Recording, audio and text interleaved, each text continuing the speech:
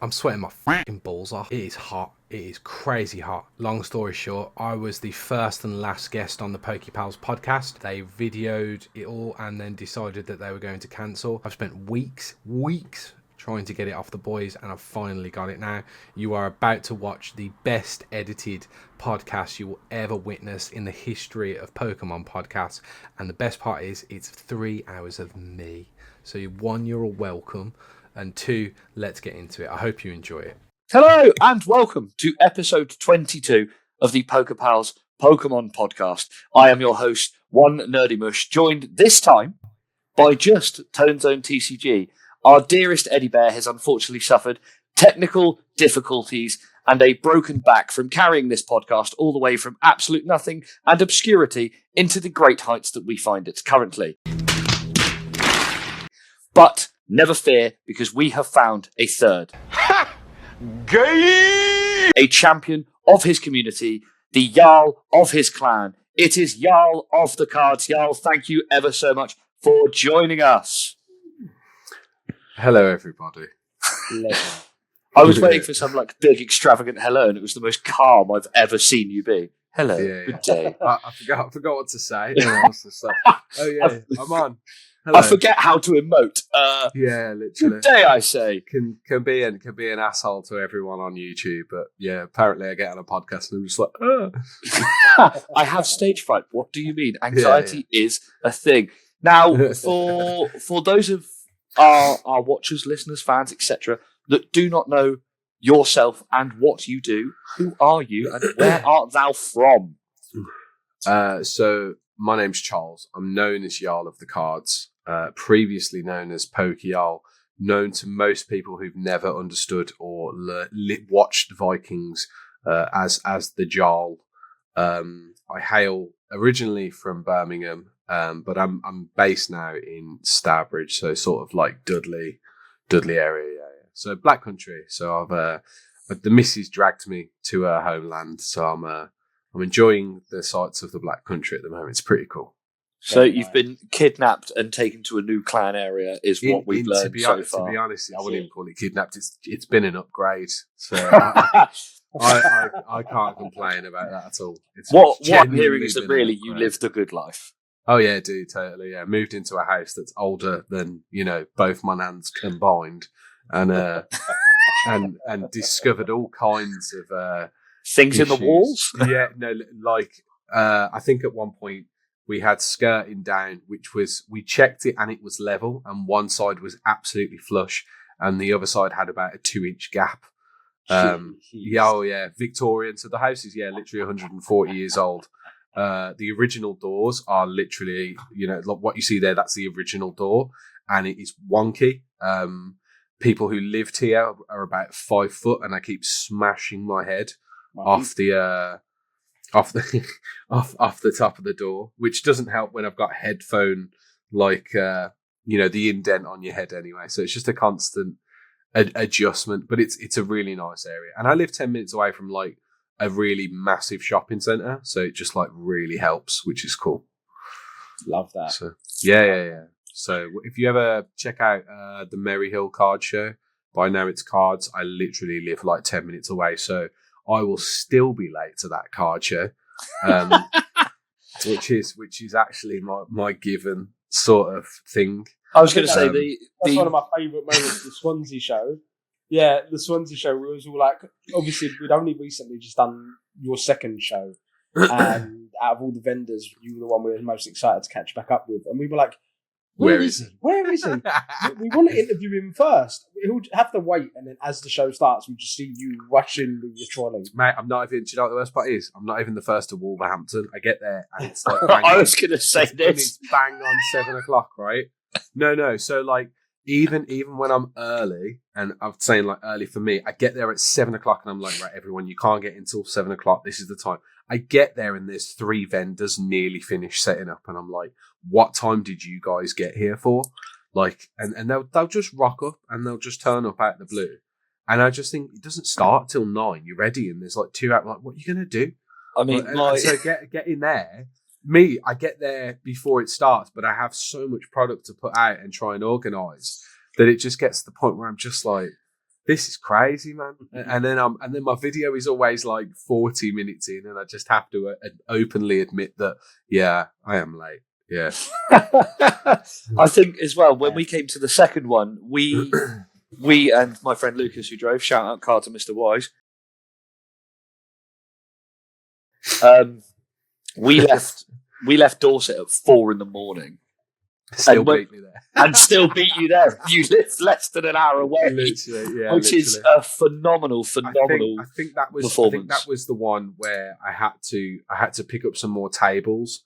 And I had to like veer off into a separate location, then go to Wolverhampton. But what I forgot was that I had to pick up the tables. So I drove to Wolverhampton, clicked 3/4 of the way there, like I'm missing 10 tables.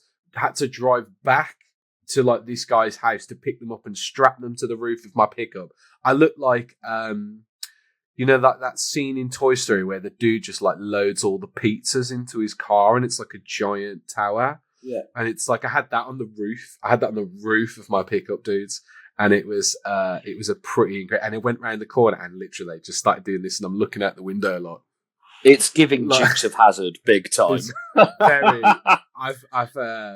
I've created some risky scenarios through running Wolverhampton Card Show, just purely out of my own stupidity as well. Like nothing at the show. The shows have gone well.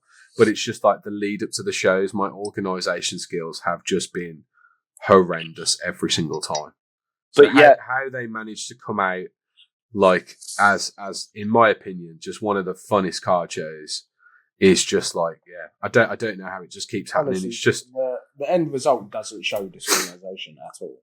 Yeah, because I think me and Tone will happily speak for Ed on his behalf as well, is that the Wolverhampton Card Show is not only the one that gave us the opportunity to come and do what we do live and in living colour more than once, but it's one of the best shows. We met so many people and so many vendors and so much of the community that was like, even after driving 4 hours at stupid o'clock in the morning and feeling like a haggard zombie, I'm still having the best time of my life. What the hell is even that?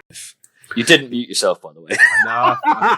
You tried it and it was good. But we will get very much into the nitty gritty of the Wolverhampton Card Show, yourself, and everything to do with you and what you do in your community. But did Ed enjoy it though? Did he text you about the Oh, weekend? Ed loves it. Ed got very excited about the fact that there was a number of Dragon Ball cards available. Yeah, sweet. There was a dude, I think I was talking to Ed about it actually.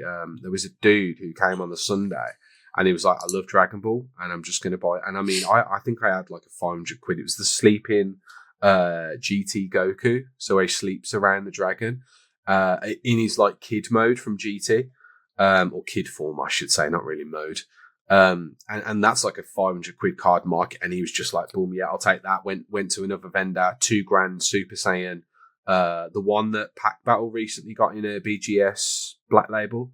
Boom, $2,000 on that.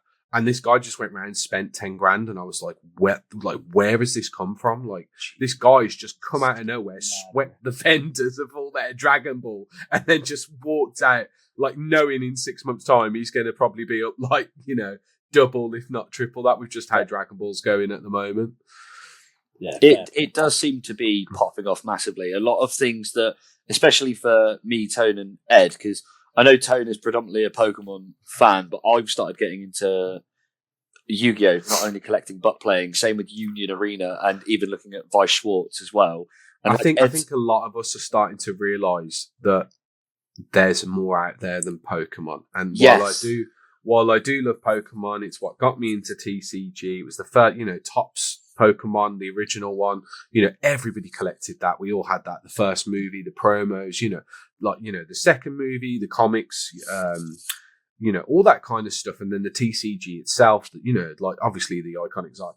I feel like people have just sort of gotten to the point where they've realised that there's other TCGs out there, and like you're kind of going back into your roots with Yu-Gi-Oh! In a sense. Like we all looked at Yu-Gi-Oh! As a kids, but like the Gundam, the One Piece, the Wii Schwartz, as you mentioned earlier, Dragon Ball. I think people are just starting to realise that there's more than Pokemon, and it's Star Wars Unlimited as well. Lorcana. Yeah. There's more to life than Pokemon. I think people are starting to realise that and branch out And although it doesn't get the love it deserves on social media, you can tell when someone posts Pokemon and when someone posts something else, it's two completely different reactions across the community. Yes. But I feel like people are starting to warm up to it, and there's you see the comments here and there, and because I do watch, by the way, I watch everything. So if anybody thinks that I'm not watching, I'm watching. I'm watching you, Wazowski. Always watching. So I know, I see all, I learn, I sit in the background and and I think that it's nice to see that a lot of TCGs are getting the love that they deserve as well. And a lot of grading companies are branching out and sort of picking up on that as well, which is cool. I think it's a good thing. I think it's a good thing that people are, not just accepting Pokemon, and with everything that's going on in the hobby itself, the fact that you can branch out and it's more easily accessible and stuff. It's good, man. It's good. Yeah. Now, as Bush said, I really only focus on Pokemon, mainly because not that I'm not interested in anything else. I'm broke and I can barely afford Pokemon as it is. So you chose the most expensive one of the lot. Okay, then. I've been collecting for 3 years. Great ideology there, bro. It wasn't the most expensive. This is something we discuss all the time. I was getting ETBs for 20, 30 quid. I was getting booster boxes for 80 quid. It is now ridiculously expensive. But again, it was my love as a kid. It had me gripped by the heart as soon as the cards came out. I was constantly collecting from the moment base set was dropped until the end of Neo era. So coming back into it, I love that.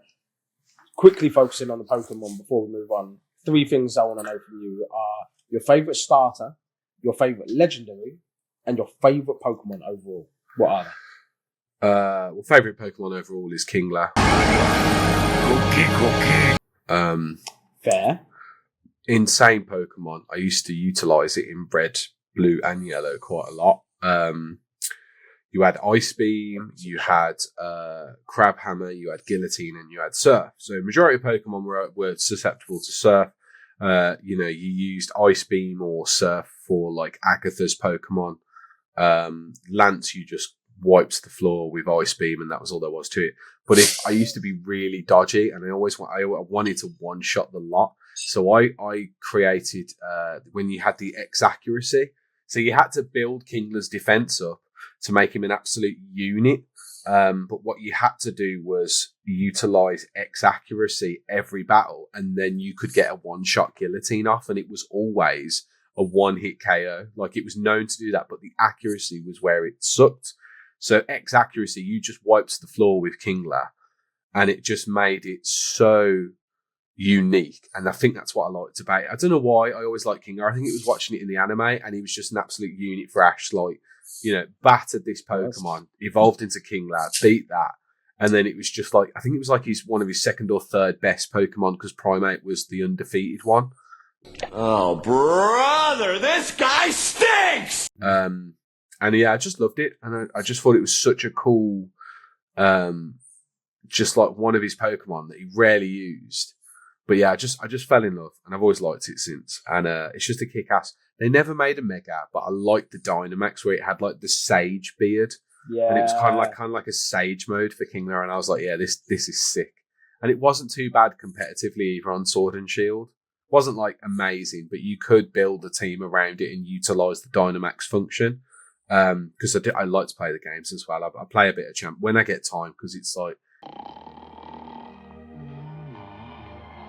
you get to an adult now, and gaming is just a very it's hard when you're pricing up cards constantly and and then going to shows and working full time, and 4 dogs, misses, you got to try and balance it all out. And I hit Destiny recently as well, which was sick. This Destiny's pretty fun. So I revisited Destiny with this whole thing that Bungie, you suck, Bungie, by the way, with what you're doing. But with all the stuff that they're doing with that. And I think I wasn't really that big of a fan of Destiny 2, but Destiny 1 was iconic. I spent a lot of time 10, 13 years ago on it. And, Vault Glass, Oryx, Crota, all that kind of stuff, getting Galahorn, and you were just because it was like the dogs of the weapons. And yeah, so I think when I can game, Pokemon is such a versatile game because there's so many strategies that you can utilize. So my current one is I play with Mega Dragonite or Mega Kangaskhan, but I utilize Aerodactyl for Tailwind. But it's also really good with Rock Smash because obviously you can flinch the Pokemon as well. And then I'll throw in, who else do I have on the team? Azumarill, one of the greatest Pokemon.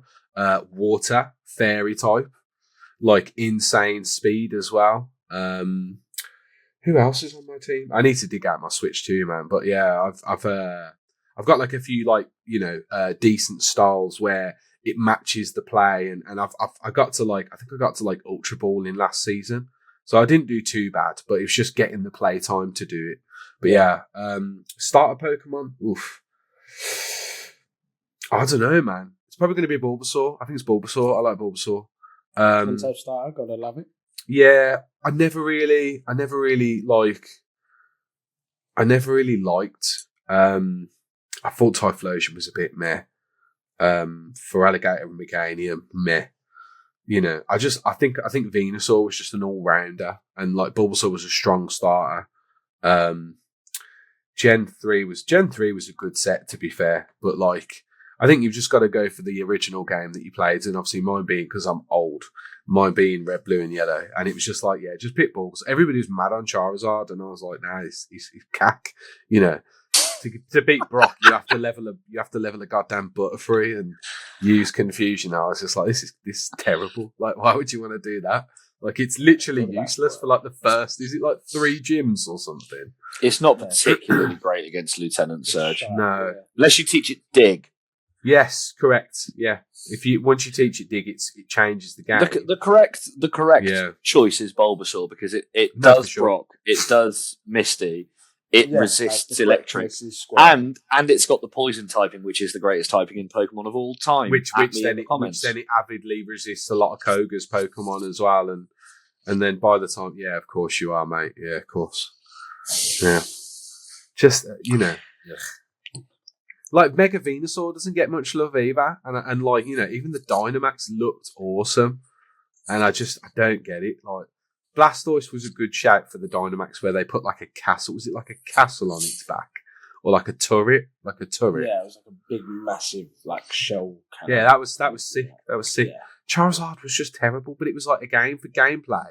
Like one of the best competitive you could have as a Dynamax. It was really weird. I think that Mega Blastoise looks like Megatron from Transformers. I don't know why, but when he's got the cannon on his shoulder, I don't know why I look at it. That's how my brain thinks. Do you mean like the G1, or do you mean like the Armada, where he's like a tank and he pulls it to the side? The Armada one, because Galvatron gets it on the arm. Yes. Oh God. Let's not get into Transformers and G1. We'll be here forever. Yeah, I had a lot of the Armada toy line. If I could still, if my great uncle, God rest his soul, was still here, he had the original entire set of the G1 toys all the way through, and he had the Jetfire that was like the size of like a child because you open it and everything could sit in it. It was incredible to play with. But to round out, favorite legendary Pokemon of yours? Ugh. I feel like the tension hits now as everyone waits for what would be the correct answer. That's it. This is the one everyone judges. I don't really have one, mate. I think the Freebirds are kind of shit. Mewtwo is cool, but then it's just like so basic in the sense of, I think of it from like a playability standpoint, and like Mewtwo's one of the worst Pokemon for playability. And it's just like all they did when they made it shiny was change its underbelly to green. And I was like, yeah, it's just terrible. Giratina. I'd have to say Giratina. Fair. I think it's there's some incredible artworks out there, and a lot of like, what they've done across it has been pretty damn good. I mean, we can be very obvious in saying that the Giratina from Lost Origin is it's what I would refer to as a broken card, because I don't think there's anybody that will see that card and dislike it. And the same as the one from Crown Zenith, where it connects with all of the Creation Trio and with Arceus, is phenomenal. It's a great choice. I'm really glad that when you started ragging on the three birds and Mewtwo, I was like, if he says he hates Lugia, I'm going to be really sad now, and I have to fight the urge to be sad about it. I don't hate Lugia. I don't mind if you... On that note, Lugia or Ho-Oh? I don't know.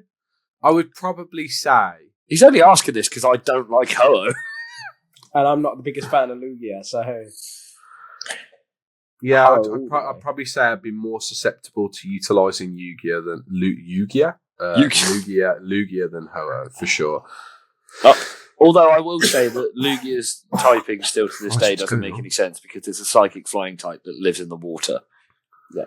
But didn't they? Yeah, you're right. It's psychic and flying, didn't they? Because they didn't change it either, and its shiny should have been Shadow Lugia, and they didn't do it. They had the weaponry and the ammunition to swing with Shadow Lugia, and they never did it.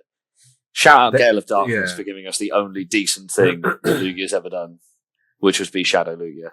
Great game. Yeah, the GameCube games were really good, weren't they? Gale of Darkness is now available on Switch 2 as well, I'm pretty sure. Yeah, introducing the Shadow Pokemon, and it was... what was that tower where it was like you had to get through win 100 battles or something, and you couldn't heal? Was it you couldn't heal your Pokemon or something outside of that? It was just one battle after the other. Oh god, no, I can't remember. I haven't played one. It's called Pokemon Coliseum, weren't it? And it was I can't remember. I'm sure it was called the Battle Tower or something simple. Something like that. I mean, your character looked like something out of. Did you ever watch that thing on Channel 5? The Tribe looked like something out of the Tribe. Do you remember the Tribe? Yeah. Jesus, what a throwback that is. We are showing that we are men of a vintage era right now. What a great show. Beast Wars with that horrendous CGI that you used to get. Beast Wars was still great though. We can't Beast Wars was sick, but the CGI was horrendous. Oh yeah, absolutely. That bit where Waspinator's trying to sneak up to Rhinox and he just pulls out his machine gun and absolutely obliterates him, and there's such good writing, and then they started getting more metallic. They literally just let's turn into metal and then we'll turn into beast machines, but we'll go back to nature even though we're robots. And I was like, this is getting terrible now.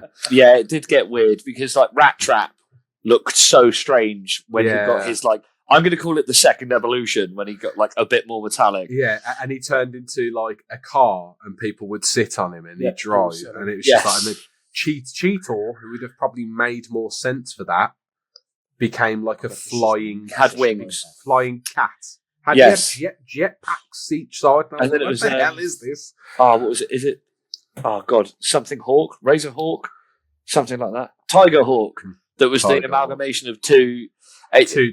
And the ones that fancied each other and had a relationship, and then they merged into one being. And I was like, this is terrible. I mean, that is technically how Ragnarok happens. Yes, but...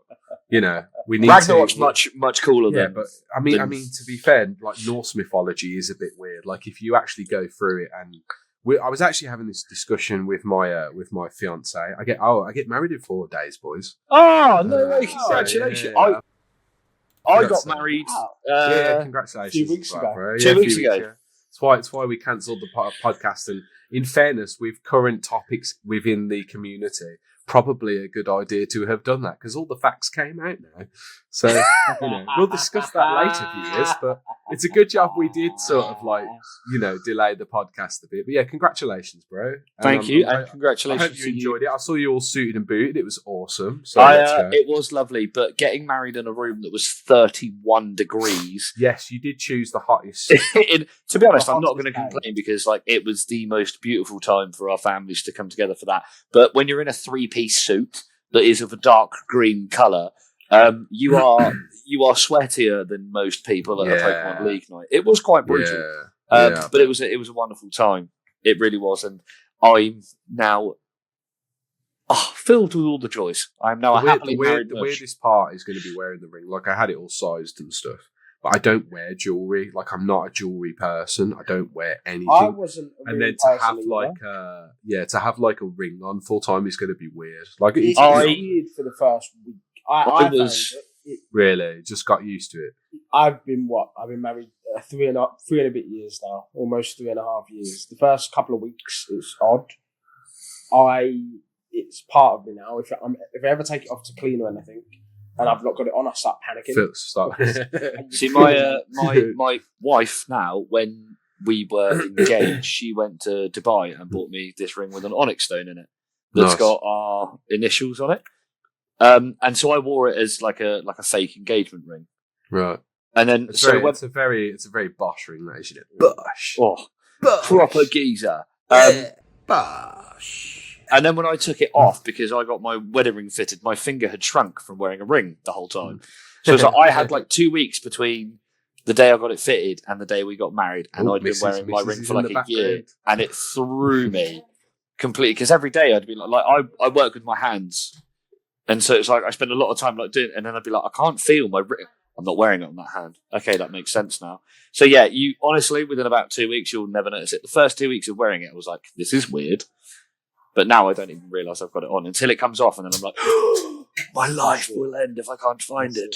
Can you see who the favourite is? So like, she walks off, and all the dogs leave me, and they've all gone, and it's just like I feel that pain. I think I've still got the fat boy down there. There he is.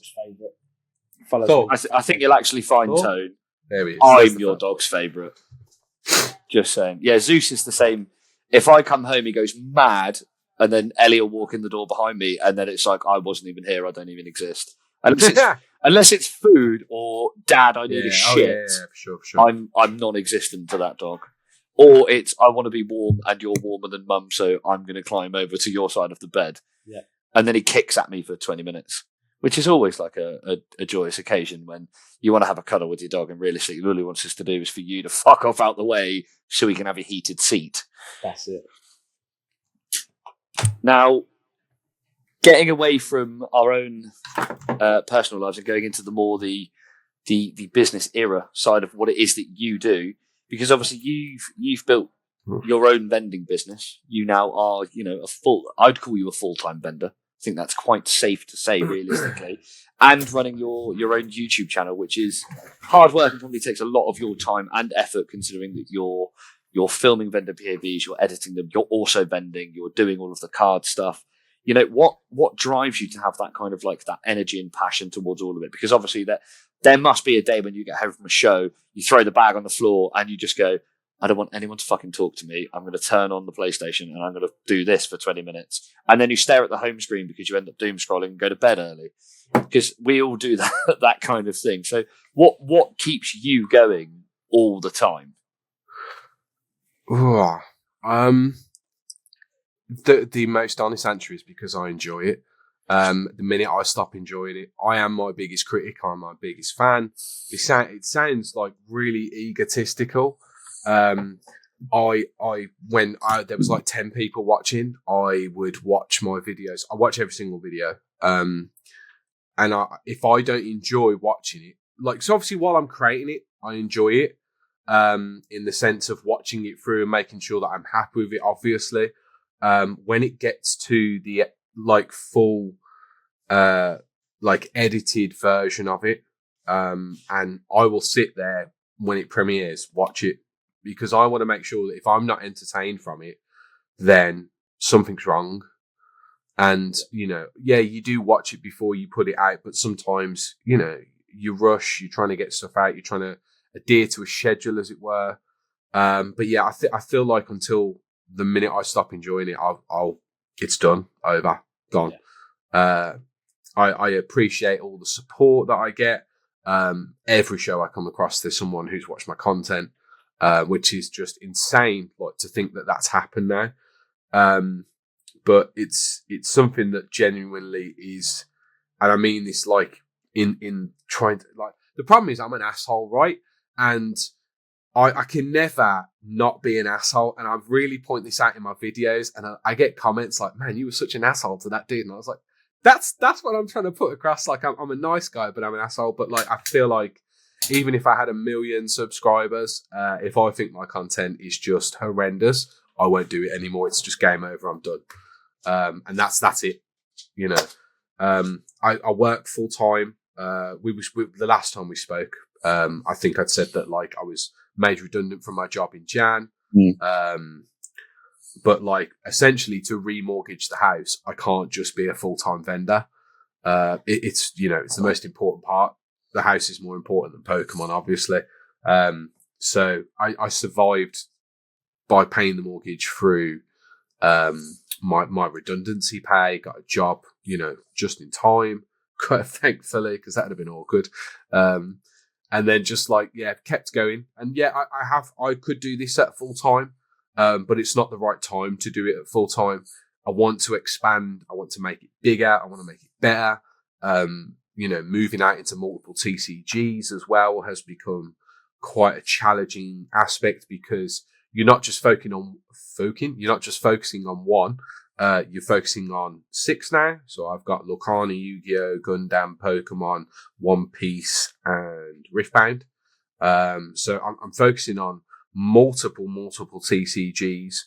I would possibly make the jump to say that singles-wise, Gundam is nearing the same amount as One Piece for sure. Because I'm just enamored by it. I think it's such a beautiful TCG. The gameplay is incredible. It looks really fun to play. Will I ever get time to play it? Probably not. But the amount of adverse customers that you get through the business really sort of makes it a worthwhile venture. Wolverhampton, I smashed it with Gundam, and this again, multiple people came up, doing quite a large amount of deals going through it. So there was a lot there that was good. It's just been a hell of a ride so far, and I've enjoyed every moment of it. And I think once I'm not enjoying it, then it's over. There'll be no farewell. There'll be no. It'll just be done. That'll be it. I'm gone. I'm out. I'm ready to rock. The business has progressed to the point where I need an accountant. So I've got like an accountant on board. It's people. I think a good point to point out is that people don't realise how difficult it is to be a vendor. When we make YouTube videos, it makes it look very easy. And Ed, on his first go, working for me at the March Wolverhampton card show, and I think he just sort of came up to me and was like, "I'm really glad I got to experience this because the immense time that you spend." An immense amount of time that you spend just pricing up goods is crazy. It's really crazy. And I think getting that experience, and a lot of people have done it and they're like, I want to be a vendor. And I tell them, don't take the first thing I say is it's hard. Don't take what you look at on YouTube as evidence as how good it is because it's heavily edited. I'm not showing you the real part. I'm showing you the more entertaining bits of it, where I'm an asshole. Or it's like I'm trying to make a comedic part of it or something like that. And people just assume that YouTube is how it is and it's not. And I think people, once they realise that, and I give them the chance to spend time with me on the stall, and really get into place with it. I've got a couple of people that sort of work with me at the shows. Mason, who's a really good dude, and he just comes and he grafts. He's a proper grafter. He's like a music student, and he just wants to get the experience. So he just comes and just goes nuts on it. I have Josh from Blossom Collectibles. So the agreement is that basically he works for me, and he puts his sealed out. So with his own business, which is majority sealed. So then I have the singles, he has the sealed, and it works quite well that way. So he's getting his money and his revenue for his business from that.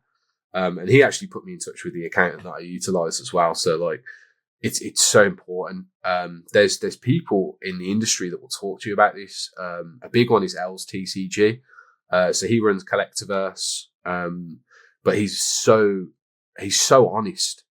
And I think a lot of people aren't when it comes to that sort of thing.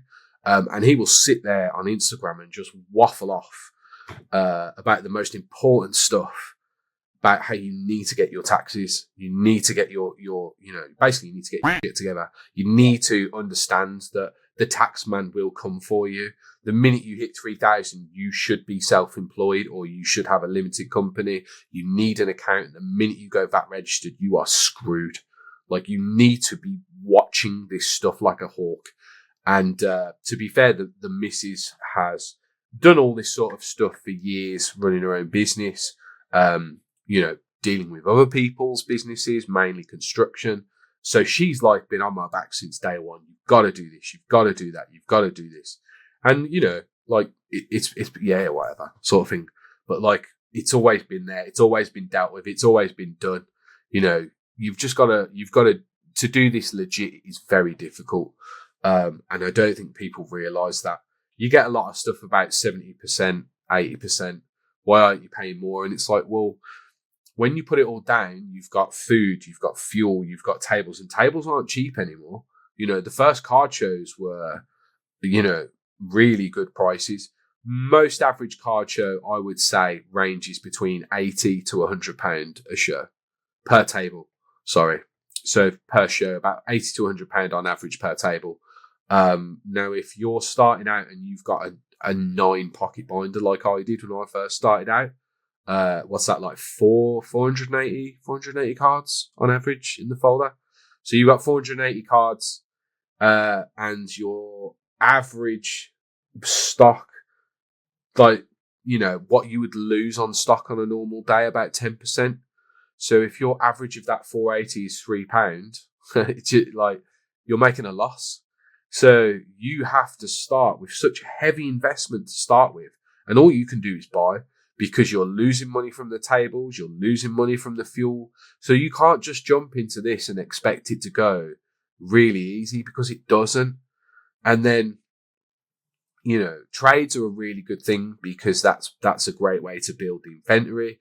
But again, you've got to pick up on all of that. And essentially, if you get to a point where you have to work out the profits, you should be taking inventories. There's a lot in the background that people don't realize what happens to be a vendor. So to be able to do that with a full-time job, that's a good earner, it pays my bills, I get a little bit on the side, and then I was able to grow the business that way.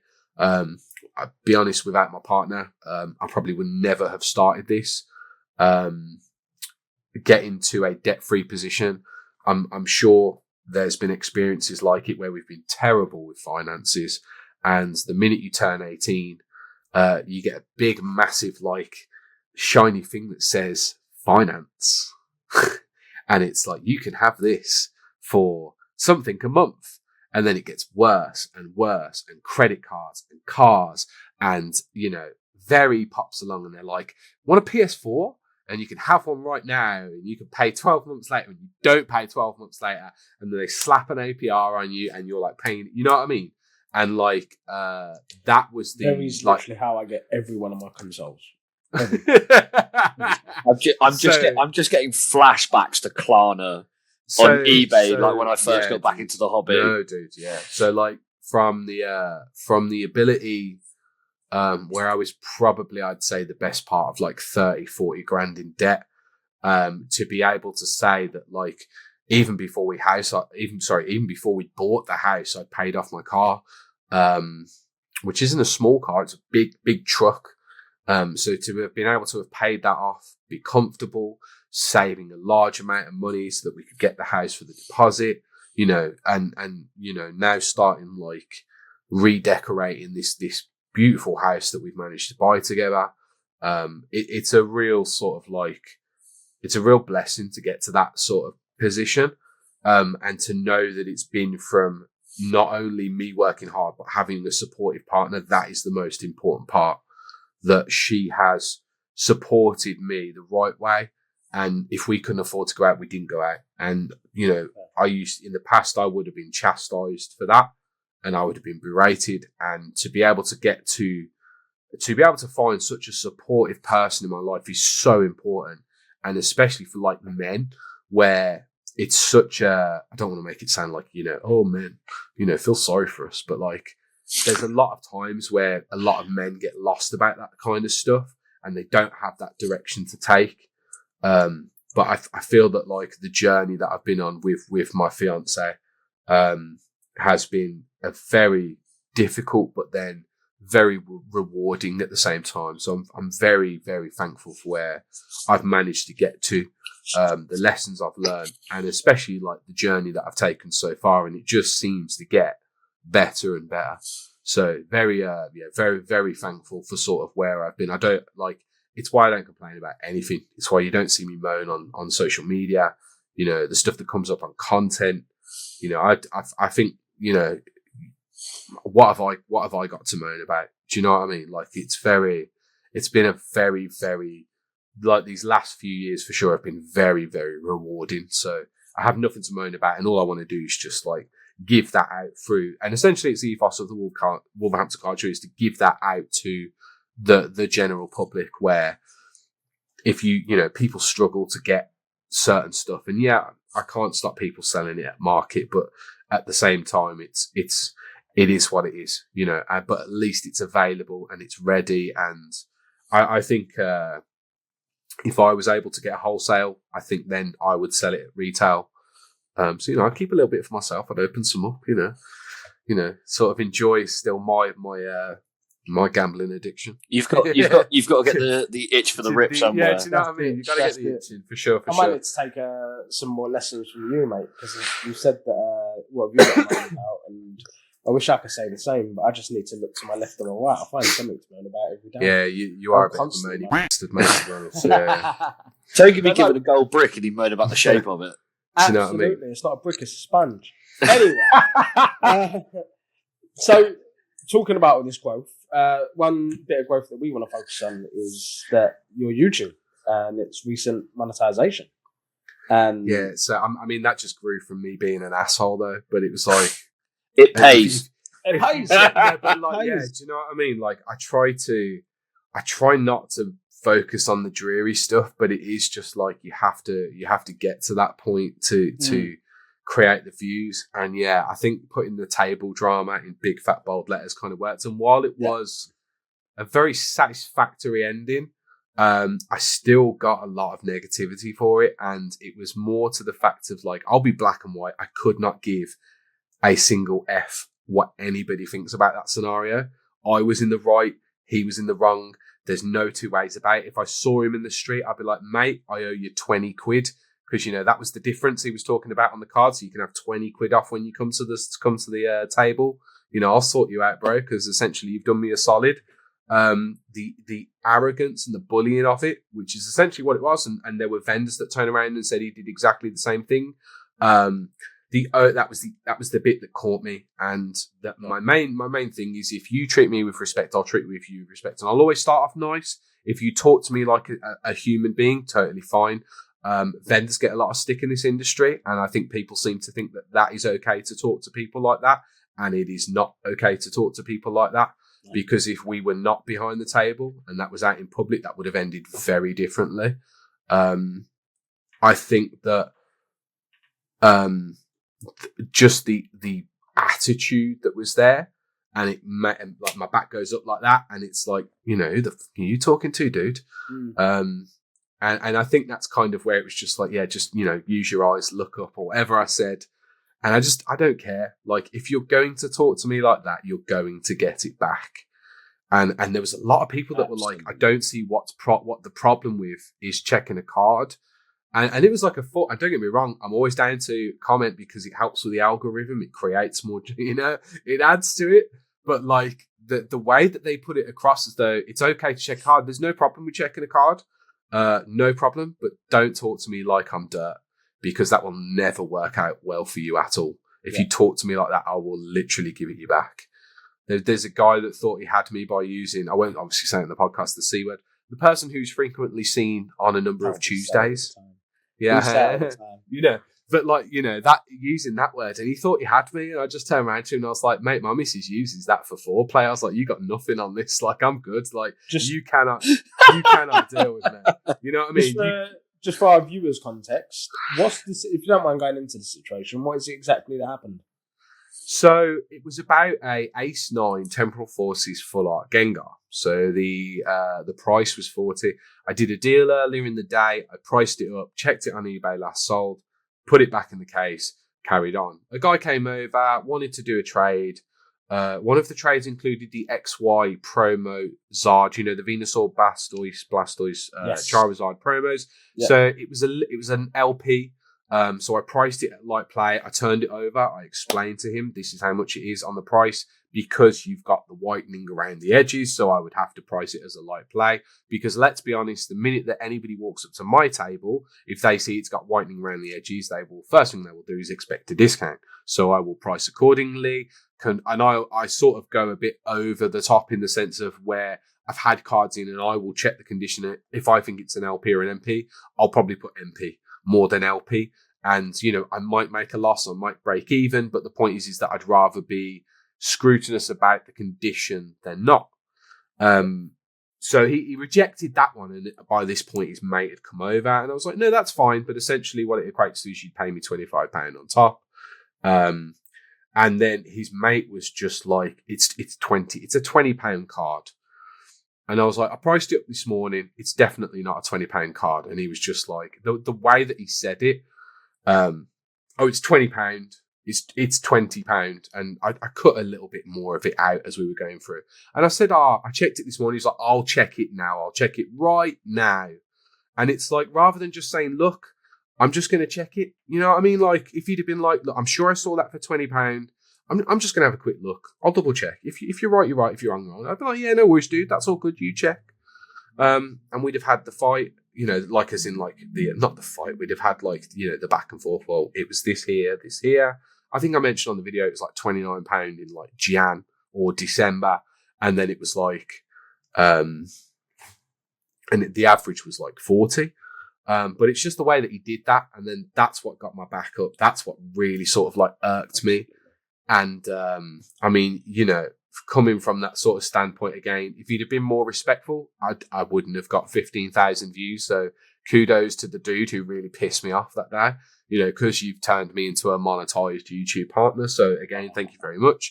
But I think that, yeah, it's a shame that it takes drama for people to look at content and be like, oh yeah, this dude's actually pretty good. Or, this dude knows what he's doing. Or, okay, yeah, you're not actually an asshole, even though I kind of market myself off as an asshole. But but you're a nice asshole.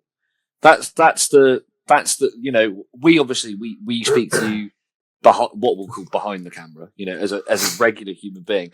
But like, yeah, sure. Your ethos and the way that you carry yourself and how you like treat the people that are in your community, because we've seen it live firsthand at Wolves. Yes, you can be an arsehole, but we can all be an arsehole when the time is called for it. Do you know what I mean? It's a natural reaction. But like you say, respect is earned or given. And the conversation that you were having with that chap really did go from like naught to, do you want to fucking have it very quickly? And there's a lot. And the fact that he came back, right, and I was doing a deal and I was stuttering through the deal because my peripheral vision could see him, and he calls me a fucking sausage. And you can slightly hear it on the YouTube. And I'm like, I'm gonna knock this geezer out in a sec, I swear to God. And then he goes on about flipping my table, and I'm just like, and there were people in the comment section sticking up for this guy, and I was just like, are these people on crack? Like, are they genuinely on crack? There's always going to be those keyboard warriors. We've had it recently. We've put up a couple of videos which have had a lot of mixed reactions. I stand by them because I love a bit of drama. But there are some of the comments that we've had in these videos, and I think on our last video, I edited it. And I put the comments in the video on purpose because I was like, f***ing do it. Because those comments gained us more views, gained us more likes and subscribers. That's the sad part of social media. I it's agree all with about the drama. There's literally, I mean, the whole thing, if we talk about the whole thing with Jason Page and that vendor. So in the end, that's basically caused another reason for people to genuinely dislike vendors. The fact that they're trying to cancel culture. There's a vendor that everybody knows really well, who was literally had a video of him being quite heartfelt with Jason Page. The minute this came out, he was happy to turncoat and shove a video up that everybody enjoyed because he was basically pretending to talk to him and saying things that he didn't actually say in the video itself. And like, it turns out that the vendor was wrong and it wasn't him. And I just think it's kind of sad that for what's supposed to be a very heartfelt community, and a very community that's orientated around ensuring that kids have a good time. Like Coops is a great example of this. Having is he called Bearded Dad or something? I was just about to say Bearded Dad. So like people like this that are so. I get there's an investor side, but I'm not really interested in that side. And like I just find that the content is so negative. There was one where it was so I'm gonna shout a company out, Paul's TCG. So they are sponsoring the next Wolverhampton card show, and I told him I didn't want him to pay for his sponsorship. So I'll be brutally honest. A lot of people will just give people money to sponsor the show. They won't do anything. They won't turn up, or they'll turn up on the day, but they won't be given. It's just like essentially Paul's TCG will be like told, oh, it's this much to sponsor the show, and that's it. And yeah, cool. If you want to turn up, you can. If you don't, we don't care. So I literally turned around to him, and we had the call yesterday, and he's one of the nicest dudes, man. It's his brother, him and his brother that run the company, so he's like the sales guy. And I spoke to him, and he's the one who deals with all of the content creators. And I spoke to him yesterday, and I was like, you're not paying for your sponsorship, you're working for it. I'm going to put you on a desk. You're going to have a table. It's going to be a help desk. You're going to be there to help everyone. Not only are you going to create memberships for your, what I think is a genuinely good app. So you'll create your memberships that way. If you want to put out a free code in the sense of it helps the community, that's fine. And he was like, oh, you've got one. I'll give you one for a year. I was like, no, I'll pay for it. I was like, I'd rather pay for it. I mean, it's a business expense. Ta-da, that's a great way to do it as well. Tax man. Do you know what I mean? Yeah. You HMRC. I shouldn't joke about it because they will be on my ass. Somehow they will find this podcast somewhere deep in YouTube, and they'll be like, that's what the y'all said. Hey, we're going to do a check on this, man. I can't remember you filing for that coffee you bought at Greg's at 3 a.m. when you were travelling between shows. Therefore, £1,000 fine. No, but for like, I hate receiving freebies. I'm not a big fan of it at all. I don't care about codes. I'll be honest, it put me off when I had a Black Label one and the guy turned up and started using his own code. So I wasn't getting a discount anyway. I was like, well, this is pointless. So since then I've been like, no more codes. I don't care. The whole point of that, and he was so up for it. And he was like, I really see it in the community, and the fact that you've asked me this is exactly what I want. And it's a good way for him to showcase not only the app, but then people can come up to him. How much is this card worth?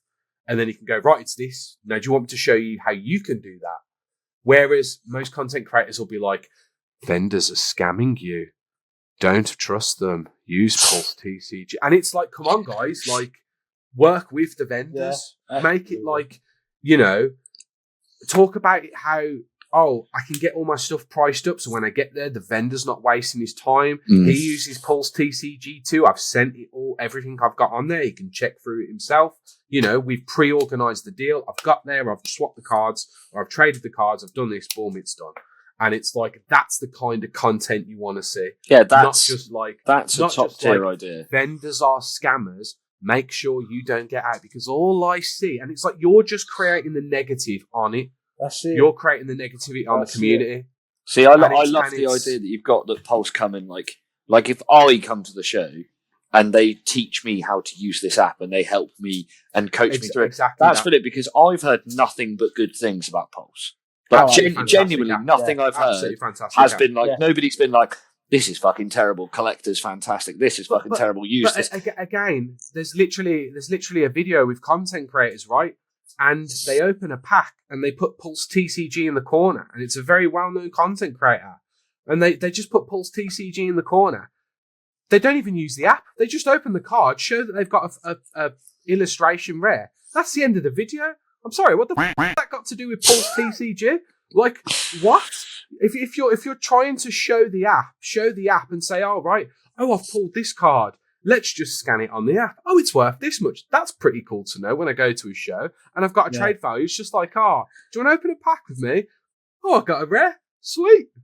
It's like that content? Well, how is that sponsored content? Are you taking the piece? It's like when back in the day you'd see like early 2000s television. Right now, for some people that might be watching this, that might be a distant memory, or it might be really fond because you're young. But early 2000 television had adverts that had Absolutely cool to do with the product. It'd be somebody playing golf on Yeah. a desert island in the pissing rain, and then at the end it would go, Sunny like, D. Yeah.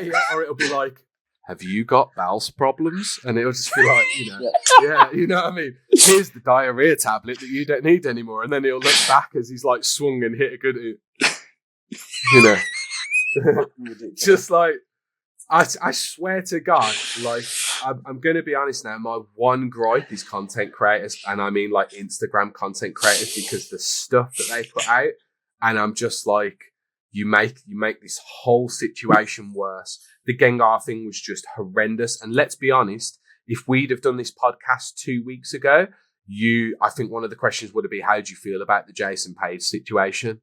Like, I'm not a fan of the dude.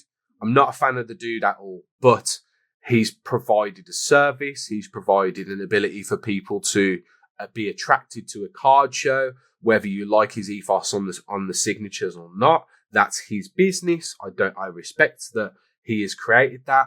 And then essentially the fact that someone tried to demonize him, and then created, and it turns out, oh yeah, I lied, you know, like. And then all you do is make vendors seem like we're just assholes. And like, I know I market myself as an asshole, but do you know what I mean? Like, that's a different kind of like assholery. I can't wait for the next new sign that's up at your vendor table. It's like, Jarl of the Cards, a nice asshole. Yeah. Do you know what I mean? Like, super marketable asshole. It drives me nuts how like lazy content is. And it honestly, like, some of it has nothing to do with Pokemon. The over sexualization of it all. It's a fucking kids game, guys. Like, please, like, we need to sort of rein this stuff in, because it ain't good, and it just, like, I'm you know, but then these people are the same people who, and I'll call them out, they won't turn up to the Wolverhampton card show. They won't create content there. You know, there's nothing like that they'll do. But, you know, a show that is initially pointing towards being the most community friendly. I've got other card shows involved, like the announcement that the Card Expo, shout out to the Card Expo, by the way, like Chris and Emily. If I get that wrong, I'm really sorry, Emily. I definitely know it's Chris, though. I'm terrible with names. The best, like, duo. Their card shows are literally one of the best buyer experiences as a whole. So getting them in to support the Wolverhampton card show, creating the games that will bridge the gap between the two centres. So where there's a little bit of a walkway, you can enjoy like a little Pokemon themed, even if it's like, they've got like one that's like throwing a bloody beanbag into, you know, like the whole sort of thing.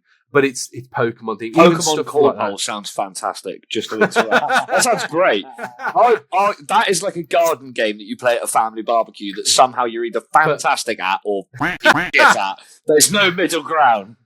But like, you know, the fact that a fellow card show is just all about they come all the time. They genuinely enjoy the day. And, you know, I want to make it less. The Card Expo has taught me that it can be more than just cards at a table, and you can make an experience out of it. And while there's the ability to walk away and come back at the Wolverhampton card show quite easily, I think that's very important. And I just, you know, it shows that the community will do the right thing when it comes together. But I don't think that's the way we're content creators. And I just feel like it's become a very monetized situation. There only seem to be, it's a very selfish thing. And it just feels very like, feels very like one-way street. Like I have people come up to me all the time. I've got more than enough time for them. I answer as I've got answers on. I've got to try and get more messages on YouTube. I get so many vendor applications now that it's just like, it swamps, and I try and go through it as much as possible. But there's genuinely people on there that will talk to me, and I always make time for them, and I always make sure that, you know what, you're right. I'm really glad that you support the content. It's really appreciated. You know, I mean, I'm monetized, dude. I make nothing. I think I made about 60 quid since being monetized. It's not much. You know, the rig itself was like 450 bloody quid. So there's no way that YouTube, if you think of all the stuff I've ripped on there, and, you know, it's a massive loss, but I do it because I enjoy it. And I think it's so important if people genuinely reach out to you in a positive manner, it should be, you know, you should be talking to those kind of people, because those are the people that are not only supporting you, But at the same time, it's like I tell people, like, if you think it's bad, tell me. Like, if there's something you prefer me to see or to work on, that's something that I think is very important to go through. But it's very like, yeah, I just think that like it's such a toxic community. The way that content creators show themselves and showboat and any drama they'll jump on. There was a guy, and the worst part is that he's a vendor, and he come on and he's like, I'm going to start voicing my opinion. And the first thing I thought was, please don't. I've got something to say. Please don't. Please don't have anything to say. We really need to start learning how to use our inside voices a bit, because the ones, and if you genuinely sit back and realize it, the most successful vendors are the quiet ones. And it's so easy to work out who they are because they don't have an opinion. They don't make lewd or shrewd comments. They don't say dumb stuff. They just let it crack on and do what they need to do. The cards speak for themselves at that point. That's it. 100%. Now, 100%. as we talk about as cards and shows and vendors, the Wolverhampton Card Show, it's come up a multitude of times in this interview. Now, obviously, the big one for us is that you are the creator and curator of the Wolverhampton Card Show, the first and I believe only free card show in the UK. If I am wrong, please do let me know in the comments. There are a few. There was one that was riddled with like AI advertisements, and I don't think AI is a bad thing. I think it can be utilised in correct ways. I'm glad that went the way it was going, because I heard riddled with AI. I was like, is it riddled with what? What's he going to say? Riddled with nice arseholes. Yeah. Riddled. Now, the Wolverhampton Card Show, and especially yourself, is one of the big reasons that we managed to go from the tiny little thing we are to all the way to winning an award for being a podcast. I mean, it wasn't. You kind of like you when you put in the work and you get that sort of thing, then you do receive it. It isn't just you offered us a platform which gave us, I think, confidence at the very least. Now, what made you want to create? It was only because I only watched 2 episodes. Thank God you haven't watched the other 18, because I'm terrible at this. Constantly, I was like, I'm so sick of this. What's really funny is that Ed actually carries this whole podcast. Tone moans, and I'm a terrible host. What made you want to create and run this community event, and what is it about Wolverhampton Card Show that you're yourself most proud of? I think it was just down to the basis of that. I'd been to a few card shows. I mean, we're talking like 2004, like mid 2004. So where I was helping someone vend, and PokéPals was being set up at the time, and it was just sort of like trying to really captivate card shows. And then I was seeing that like some of them were starting off really well, and it was getting really well received. But then the prices went up, and then the prices went up, and then the prices went up, and it was like you were paying a tenner to walk into a leisure centre. And I was like, this is crazy. Like, you were paying £10 to just walk inside of a leisure centre that 90% of the time, if anything else was on in there, you wouldn't have paid to do that. 60 tables, the early fee, and look, it works for card shows. It doesn't give me a problem. Like, you know, I vend at most of the card shows. At the end of the day, it's their choice. I did not want to do that. I wanted to create a card show where the money went on the cards. Now that puts it in the money's pockets, the vendor's pockets. So you could sort of switch it and say, well, actually, you're very prior of the vendor. But I think that there was a multitude of things that I saw from the card show, and the way to hold it was that it was inaccessible to the public. If you didn't know about it, you wouldn't know about it. That was it. You know, the way that the advertisements work and all that kind of stuff, it was very difficult. The accessibility was great in the sense of where I host it, whereas like most of the card shows are in the middle of absolutely nowhere. You're driving off the motorway and you're hitting a place where there, you know, it's like, you know, a tenner for a piece of fried mince that's badly fried, and it's like probably not even fried, it's probably shoved in a vat of cooking oil. Do you know what I mean though? Like, it's overpriced food. It's like, you know, 20 quid that you've got to put on the side after getting in. I mean, I'm just going to put it out there, like the whole Orbit card show thing that's happened a few weeks back, where it was like £45 or something crazy to get into a card show for a family. And, you know, I was just like, this can't continue, you know, and I just wanted to create a space where not only did you not have to pay, but you could walk away, go for a coffee. You know, I can't change Costa and their prices, but you could go to a local cafe. You can go to Greg's and sit in there and have a decent cup of coffee. Greg's at Wolves. You can go to Mackey's down the road. Oh, they've moved out the man. The centre, bro. They're outside now. They've increased their size. I know. I'm sorry, mate. I don't think I can ever go back to the McDonald's just outside the Manda Centre, because the second Wolverhampton card show we came to, I drank 2 coffees and a white Monster in the car on the way there, because I was about as energetic as a depleted battery. And I got to the McDonald's and I was like, I'm really sorry to say this, but I need to utilise your facilities and the toilets are closed. Can I use the disabled? And the woman let me in there, and I must have been in there for a good half an hour. And by the time I came out, she was stood. Like, I opened the door and she was here. And I was just like, I feel like you've probably heard and smelt everything that's happened, and I now never can come back here. Thank you ever so much for your time. And I just handed the key and was like, thanks, bye. Sounding like... Have you seen that Greg Davies sketch? Sounds like Mark off bloody Peep Show. Then. Yeah, is that normal pooing you're doing? Does it smell normal? That was like a proper Peep Show scene as well, and that was a proper Peep Show scene. That is like...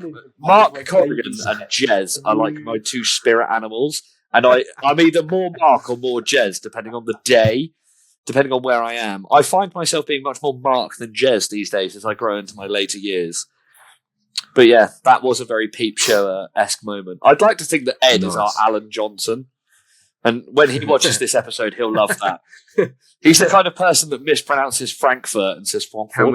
Can we just point out that the PokéPals podcast, since me coming on, has had a Peep Show reference, a Beast Wars reference, a Transformers reference, you know, what else was there? I think there's been many more references to other amazing stuff. You know, this is what a podcast should be. Man. Yeah. We're starting to realise that we are not just a predominantly PokéPals podcast, and we're actually just 3 nerds in a box. Just get that name changed. The reference zone or something like that. For sure, man. But yeah, I wanted to create something where it was just available to everyone. It's you know, Central City. There's a train station literally within 5 minutes walk. You know, the football. Most football fans who enjoy sports cards, Pokemon cards themselves, will walk through the Manda Centre to go to Molyneux. And they held different events in there before, and my partner had done a few of them. And it just kind of like clicked, and I thought, well, holding a card show here would be a really damn good idea. And I spoke to the marketing manager, and like, for the price that you pay, they include advertising in their own sense, which, to be honest, it's like, it's no meta, but it's decent. And they did like Wolves. I was in a program for a Wolves game. I've been on the Express and Start every single time. And like, you know, what they actually do is really good. It's not like meta advertising, but they do their own version of it, and it's all included in the price because they get it as part of a deal with the newspaper and stuff, which is genius. And yeah, just kind of started from there. You know, real reluctant for vendors to join the show because they'd never heard of it before, and it was like me bloody on my knees, like, please, you know, come join my card show, man.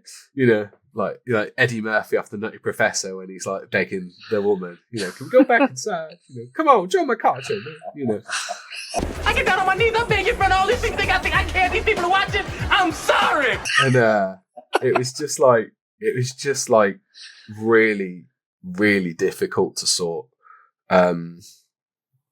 It was, but the first one just worked out. So, and I was cacking it. I was like, this is gonna flop. And then it got to like 8:45, and people were turning up, and I was like, what the hell's going on here? I can't get them to stop doing this, by the way. So I literally tell people to leave vendors alone at the start of the show. And we're talking it's 20 past 8. The show starts at 9. People get there for 20 past 8 and start looking around. I'm like, guys, can you just piss off for like 40 minutes and allow them to do it? And then they just walk up to the opposite end of the store and start looking around there once. And I'm just like, for God's sake, I can't stop it. That's the only bit that annoys me. But like setting it all up, it really worked out well. It was like a huge success from the get-go. The vast majority of people that have jumped on the first one have been with me the whole journey. And there are some real, like, incredible vendors that have just been not only supportive, but really sort of like, just on board with whatever has gone on across the journey. People like Poke5. So shout out to you. Because you're the funniest dude I talk to in the vendors, and we have a lot of fun like talking together. Rising Flame as well. Highly connected people know what the hell they're talking about when it comes to Yu-Gi-Oh, Magic, cards like this, and they work with the Glass House in Telford. And they hosted their show, which was nuts. They hosted it in their own store. That's how big their store is. They hosted the card show in their store. So that's a free card show, by the way. And then it just kind of picked up from there. And like there's one in Lincoln as well. Uni students when I did the ECS in Sheffield. And they charged people early entry, but then the rest of it was free. And it worked out so good, so well. And I think people are just starting to really, like, since that and since how it's all evolved, I think people are really starting to pick up on it. But I just wanted to change the game, and I think it worked. I mean, it worked. It worked. There's no way to say it didn't work. And yeah, the support, that I get from it and receive, there's a lot of stuff I need to improve, and it's that I can't do this by myself anymore because it's getting massive now. I mean, XL's 200 tables. It's across two different areas. But the support is there, and it's really refreshing that it doesn't have to be like I'm big flashy. I'm going to charge you 40 quid to get in at 9 o'clock. Just turn up, bro. That's all there is to it. Just turn up. It's simple. And the amount of people that will give me like there's like negativity, and it's like, oh, it can't be that big, can't be that, and I'm like, well, just turn up and find out. See what happens. If you turn up and find out. That you brought up XL and London Card Show, and the reason I bring this up is because we done our first ever us meeting as a podcast at LCS 2 weeks before your show. Yeah. So that we could get to grips of being together, and LCS was just that was the show on at the time, and let's do it. And I've been to LCS before, I think, and correct me if I'm wrong, it was Mush's and Ed's first time at LCS. It was. And obviously, it's the show that is hyped up for what it is. But like you just said, it's hyped up because everyone makes it hyped up. You've got the content creators, like you said. Yeah, for sure. No, for sure. Flashing it up. You've got the high-end slabs, the high-end singles, the high-end whatever the f*** I've just pulled out my ass this morning. High-end everything. The vibes, compared to Wolves, and I'm not saying this because you're on the pod, we've said it multiple times, and I would say it to anyone from LCS. We here at the PokéPals Podcast champion Wolves card show. The vibes of Wolves are up here, because you go there, and everyone is sucking each other off for high end, and they don't actually care for the hobby itself. Yeah, for sure. Whereas yours, again, unless you've been there, you don't know, but when you go there, everyone is so dedicated to the hobby and the passion and what they bring and what they can do and what they can give, and they're incomparable. The shows. It takes a lot of vetting for that to happen though, and like high end hits Wolverhampton card show. The irony of all of this, and if they ever watch this, they'll know who they are. There's a vendor that turned around and said, and one of them's so good. One of them was really nice, and the other one's his cousin, and his cousin's a dick. And he literally, his comment was, because he likes to, I call them the big boys, so we're talking like the more higher end vendors. I'd class myself as a very average vendor. Even to the level I've grown in 2 years, I'd still say I'm an average vendor. And there are very, very like elite level vendors. And he really, I watch a lot of people who get enamored by them and then just start sucking up to them. But then they try to utilize berating other things to achieve their gain. And they're actually on the August show now. But his comment was, they only sell EXs at Wolverhampton Card Show. So the minute I walk past his f***ing table on August, I'm going to be like, thank God you're here. Thank God. All we sold was EXs. You know, thank God you're here. Just like, I've had nothing but reverse hollows for months. And the minute he clicks, because I'm a petty bastard. I am a petty bastard. But the minute he clicks, and it's just like, it's you know, like, dude, ponchos get passed around. Do you know why I don't show it? Because it's a public place. I'm not going to show that there's a vendor here with over £100,000 worth of cards. I mean, I'm not really helping being on a podcast talking about it now, but like, I'm not going to come up and go, hello, Mr. Vendor, who's in a public space in a shopping centre in Wolverhampton. What's your most expensive card? Like, firstly, I don't give a shit. Secondly, like, that's your privacy as a vendor. People can see that while it's in a locked case. They if they want to see that, they can come to the show.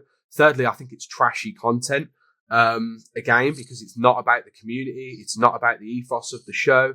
You know, I do the American trailers because I just find them really funny to do. And it's like, one man, one desire, you know, like, sort of like, you know, and it's like, and I love doing them because it's just like, it's like a great way to point out that the show is unlimited capacity. I can have as many people as I want in there.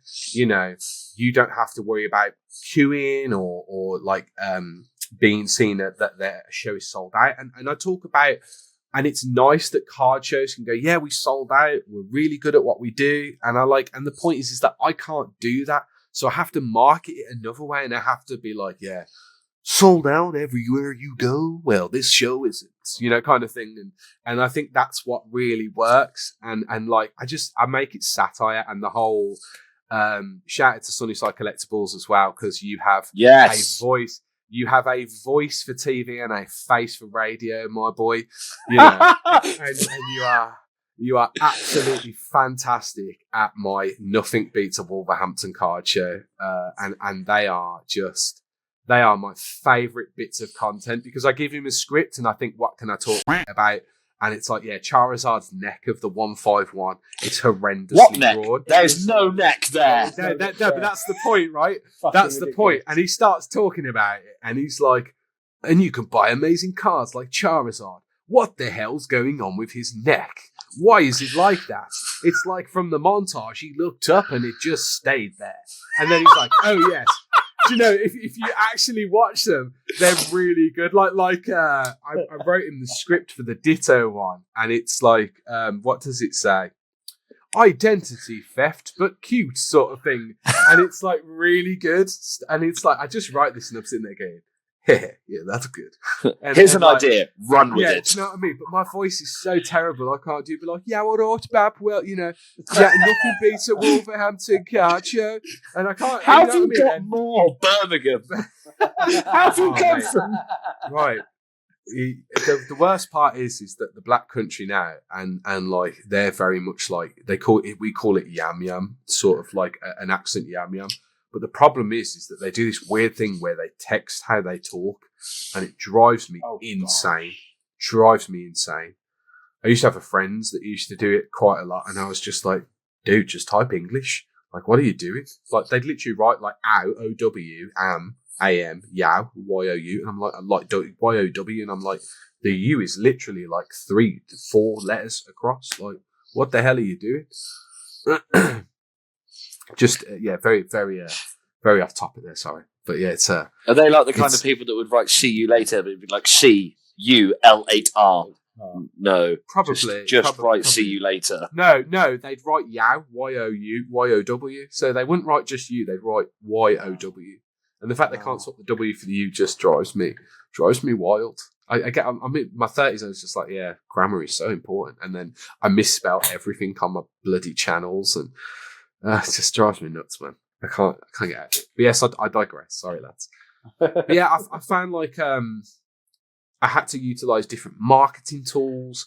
I can't just like, I can't do it the same way. And like, I'm never going to bash London Card Show because they know what they're doing. They know how to market it.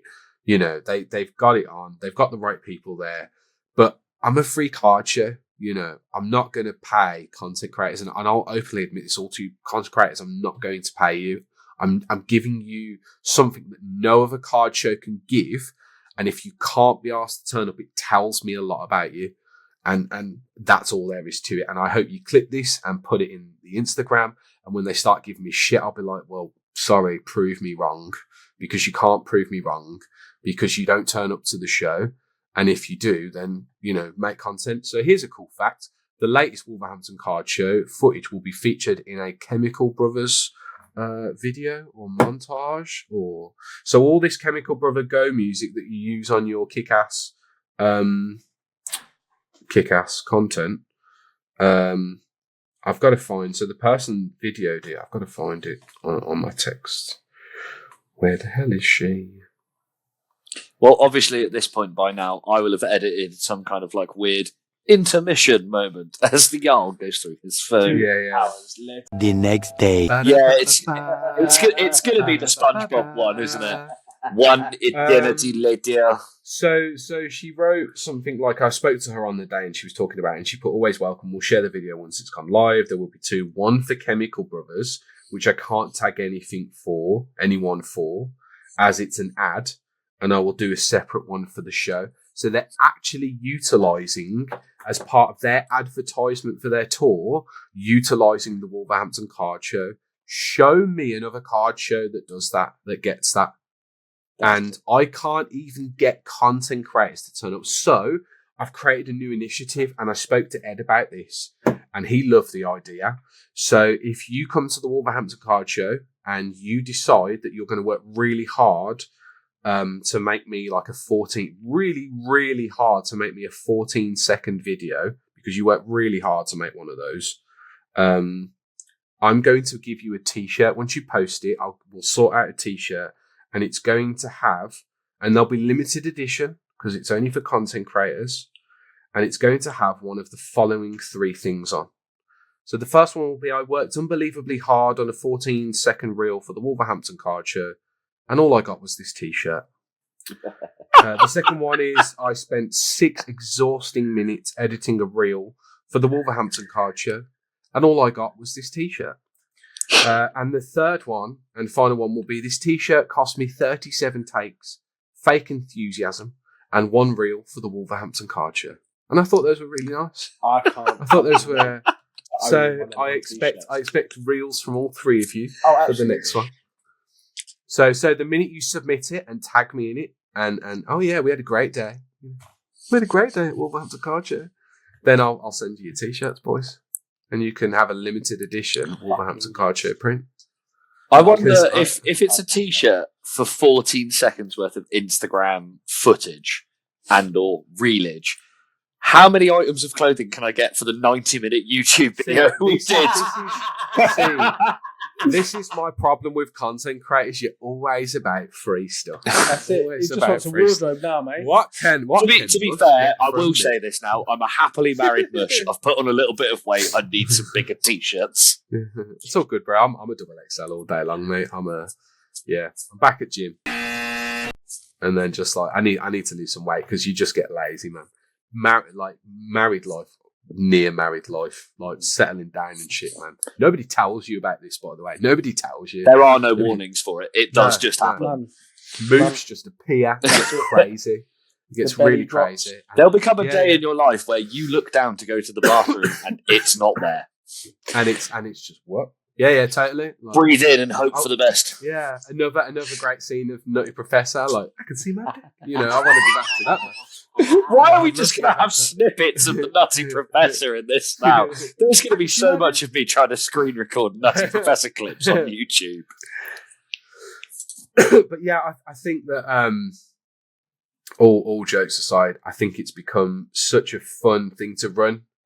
Growing it, working with like Pulse TCG, Dynasty, the whole Bandai Namco thing was wild, and then they U-turned on me. So, but like I've got a guy who's basically runs Bandai Namco in the UK to basically work with me. So I've managed to get that relationship anyway, because he was like, I can't believe they've done this. But I'm going to support you regardless anyway. So obviously that was great. So like, Liam, you're a legend, bro. I really appreciate it.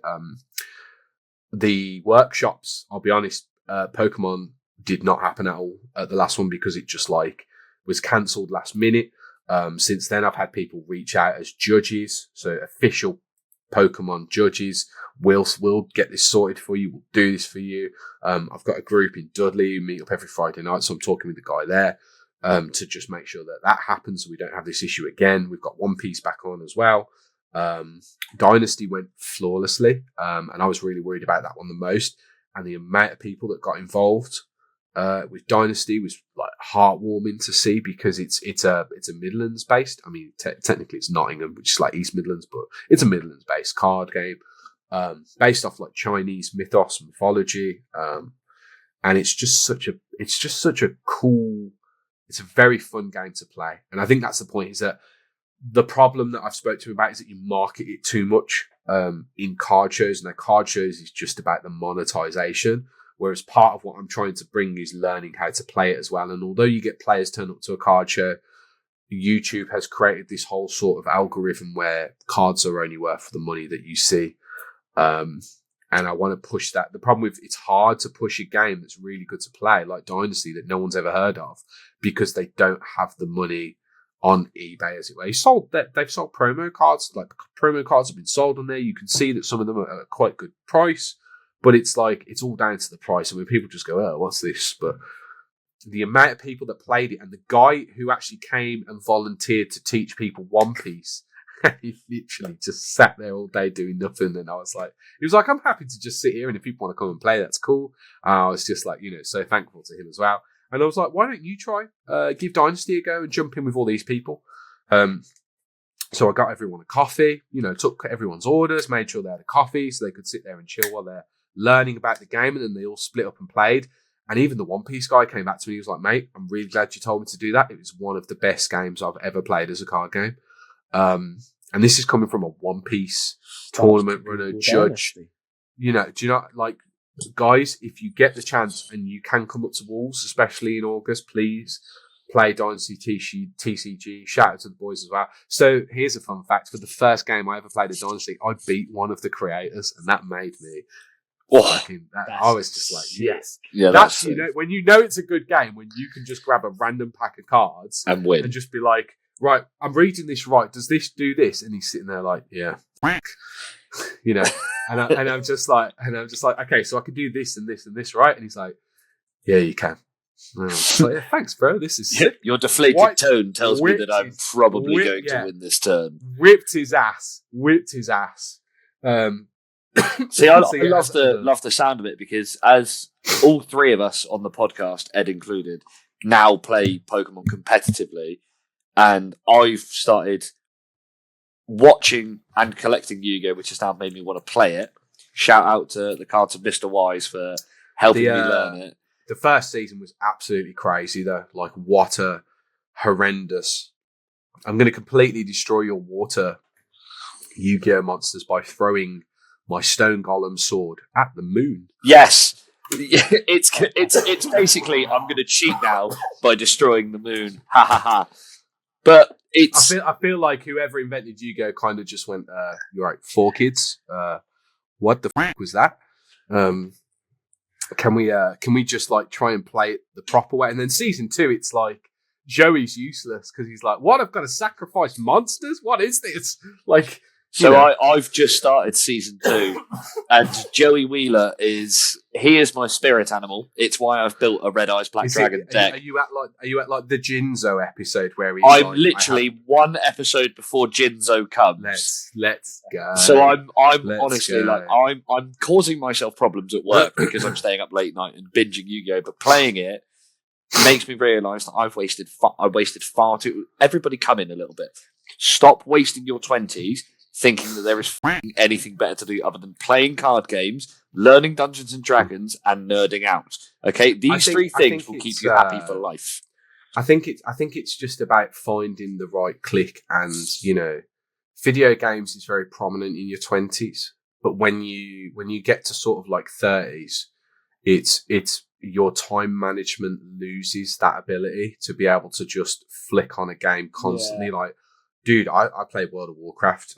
We ran a guild, and it was like we were one of the top on the server, and we were doing speed runs, and my mouse is literally like so it's like one of those button mapped ones. Yeah. So all my different like macros for the game is on. I haven't got any time to play anything remote. Like Destiny was just a fluke because you can jump on and do strikes with random people. You don't have. I can't do the raid. You know what I mean? Like I can't jump on every week. Game now. Whereas like actually driving somewhere and sitting down, it's only going to be an hour or two max. You've got it scheduled in once a week. And when you plan it, it makes it a lot easier on your life. The missus is happy; she gets a bit of time away from you. She's like, she's pampering herself. She's doing her thing.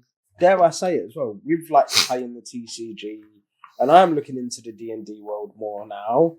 I might have something planned coming up in the future, guys. So just look out. But these things fit in a time schedule well.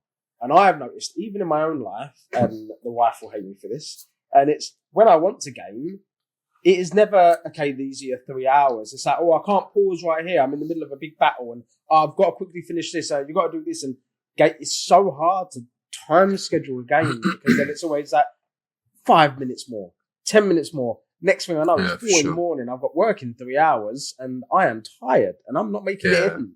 So it's so hard. Whereas these physical games around people, and it's so wholesome as well. Oh, for sure. It's very important, and I think what's nice about vending is that I can accumulate a social, it's a way to spend the social battery. It's a way to like interact with people. It's a way to talk to people. Yeah. Now, a lot of people don't get that because they're not vendors. So they're not actively talking to people. They're not getting it. And I think it's a really important side for people. And especially with we talk about the hobby, but everything that's going on outside in the world right now, it's just such a very negative thing. And I've seen it where shops and like trading card shops, hobby shops, game shops have brought that negativity inside the store, and then the store has failed. Like that needs to be separate. You're in there, you're individuals who have likes, needs, wants, and you just focus on that and utilize that escapism. And that's why I think card shows have become predominantly popular over the course of, especially with just how very negative the whole, and I come back to social media again because I'm really sorry, by the way. I've had like a bad throat and sinuses and stuff. So I've just been. I've been off the last few days with an awful cold. It's mad, isn't it? Like we're in the middle of June and everybody's like getting sick and stuff. I'm actually quite healthy. Are you sitting over there in your good health? Fuck off. Are we good to just take like 2 minutes so I can grab a drink? Yeah, I really need to pee as well. We'll crack on after. Yeah.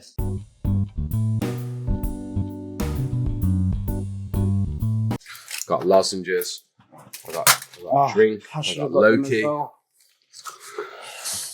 You alright, mate? I'm showing how big you are, Chris.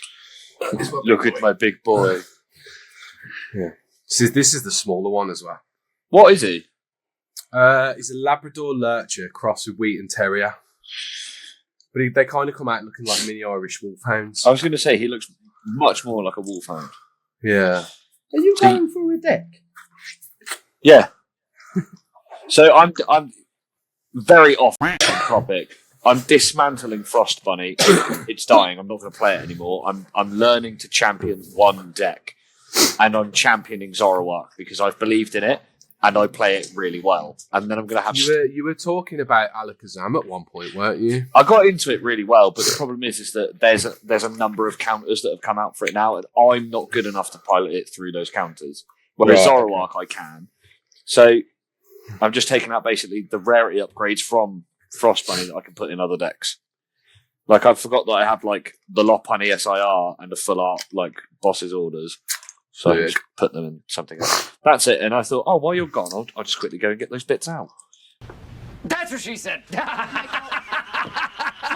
And then immediately Nice. you both came back, and now here I am. We were too quick for you. Oh, now I'm throwing cards all over the f***ing floor. Right, where are we at? Okay, do we remember where we was at? Or should I start with We it? spoke about a nice place for people to escape from. That's where we got to, basically. So we Yeah. kind of ended it there. But If you end it there, and then Tone, if you just jump in with the next question, because this is now sort of like not a more quick fire set of questions, Yeah, but these would be quite rapid fire. Yeah. like these are like slightly shorter answer kind of like ones, because it's like, how do you feel about this one? What do you want about that one? Hang on, I'm just re-putting things behind me. Absolutely f*** the continuity, because I can't remember which way around they were. Love that for me. so the last question you spoke about was the Wolverhampton card show. Yes. Yeah. And then you started talking about vending, which was actually a really perfect lead into the question that the Tone's next about to question. ask you. Hang on. Oh, I'm like sat in between two desks, so I'm like trying to get my chair not to do this. Tasty. Nice. That was actually my butt. Tone, take it away. Nice. So we're talking about vending, and one thing I want to know, as a professional, big-time moaner, what's your biggest pet peeve as a vendor? Mainly the negativity that surrounds it, for sure. A lot of people. Look at them. You. Look at them. If you think it's you, it's you. Trying to look at That's Tone. it. Trying to look at Tone when they talk about like percentages and stuff. Oh, look at me. Look at me in there. Go on. Yeah, Tone who likes to moan with his boning unknown. Yeah. You know. So it's a very thing where people moan about rates, and like I get it, but who's going to pay 90% on a £10 card? You know, it's you've got to look at it from the perspective of, you know, and people go, well, you're the vendor, so you should pay for that. And it's like, well, without the vendors, you wouldn't have card shows. Without the vendors, you wouldn't have the ability to spend a day somewhere and find your grail. And there's negative stuff about vendors that we've seen, and we spoke about earlier through the wonderful power of social media. And now all of a sudden vendors seem to have this opinion that really no one cares about. Please just stop talking, vendors. Just stop. You make things worse. Just stop talking. And like, you just gotta. I feel like that. Yeah, the percentage rates for sure is a bit of a pet peeve, because it is like, yeah, you've got to look at it from a business perspective as a vendor, and I get that you want more value for your card, but at the same time, and it's why I say, if you don't agree with it, I can do trades at 8%. I will always do trades at 8%. I will never go any lower than 8% for trades. Higher end cards, I'd probably increase. Same with buying. I mean, if you're throwing a 10 grand poncho at me, 90% is totally cool. £1,000 card, totally cool. £100 card, yeah, 8% maybe. Worst case, 70. You know, the lowest I'd ever go is 70. But like, I feel like, again, when people like moan about other people and their lower rates, and I'm thinking, well, they own massive brands, massive buildings, and it's like there's a cost to everything. And when you realise, when you talk about the VAT register, so when you're VAT registered, you're paying 20%. Now, majority of that is 20% on the profit. So if your profit is only 20%, then 20% of that 20% is going straight to the taxman. So it's like, you've got to look at it from a perspective of, he's done me a service because he spent endless hours pricing these cards up, and it ain't his full-time job, and he's doing this outside of work, because this stuff, pricing up all this, like this stuff, oh, look at that, by the way, beautiful card. You know, when he's pricing up stuff like this, and he's going through it, and he's going through, you know, trades, and he's organising his binders and getting it done, and, you know, it's all that kind of stuff. And I think you just got to think about that side of the angle, and like, he's going to pay overheads or crazy stuff, and, you know, I think PokéPals, shout out to PokéPals again, I think PokéPals is a really good tool to utilise that, because it gives the buyer, okay, this is what market price is going to be. So I know, worst case, I'm going to want 80% for this card. So I know that this is what I'm going to get. And you're not disappointed then, because it works out really well for you. And if you go, yeah, I want trades, and you go, okay, 80%, and you go, well, actually, I've done it on PokéPals. You don't go like, you're wrong, Mr. Vendor. You go, oh yeah, I've done it on PokéPals. Here's the amount that it's showing, and you can show the list off on your app. And then the vendor goes, yeah, that's great. That is okay. Sound, yeah, I'm cool with that. Let's go straight away. Boom, you've done your transaction. It's already there. You're looking at your cards. You're ready to go. You've solved it within 10 minutes. I had it at the card show where it was like people were like, I used Pokeballs because people were trying to scam me. And I was like, well, did they use Pokeballs? And they were like, well, no. I was like, well, it's good that you educated them on that.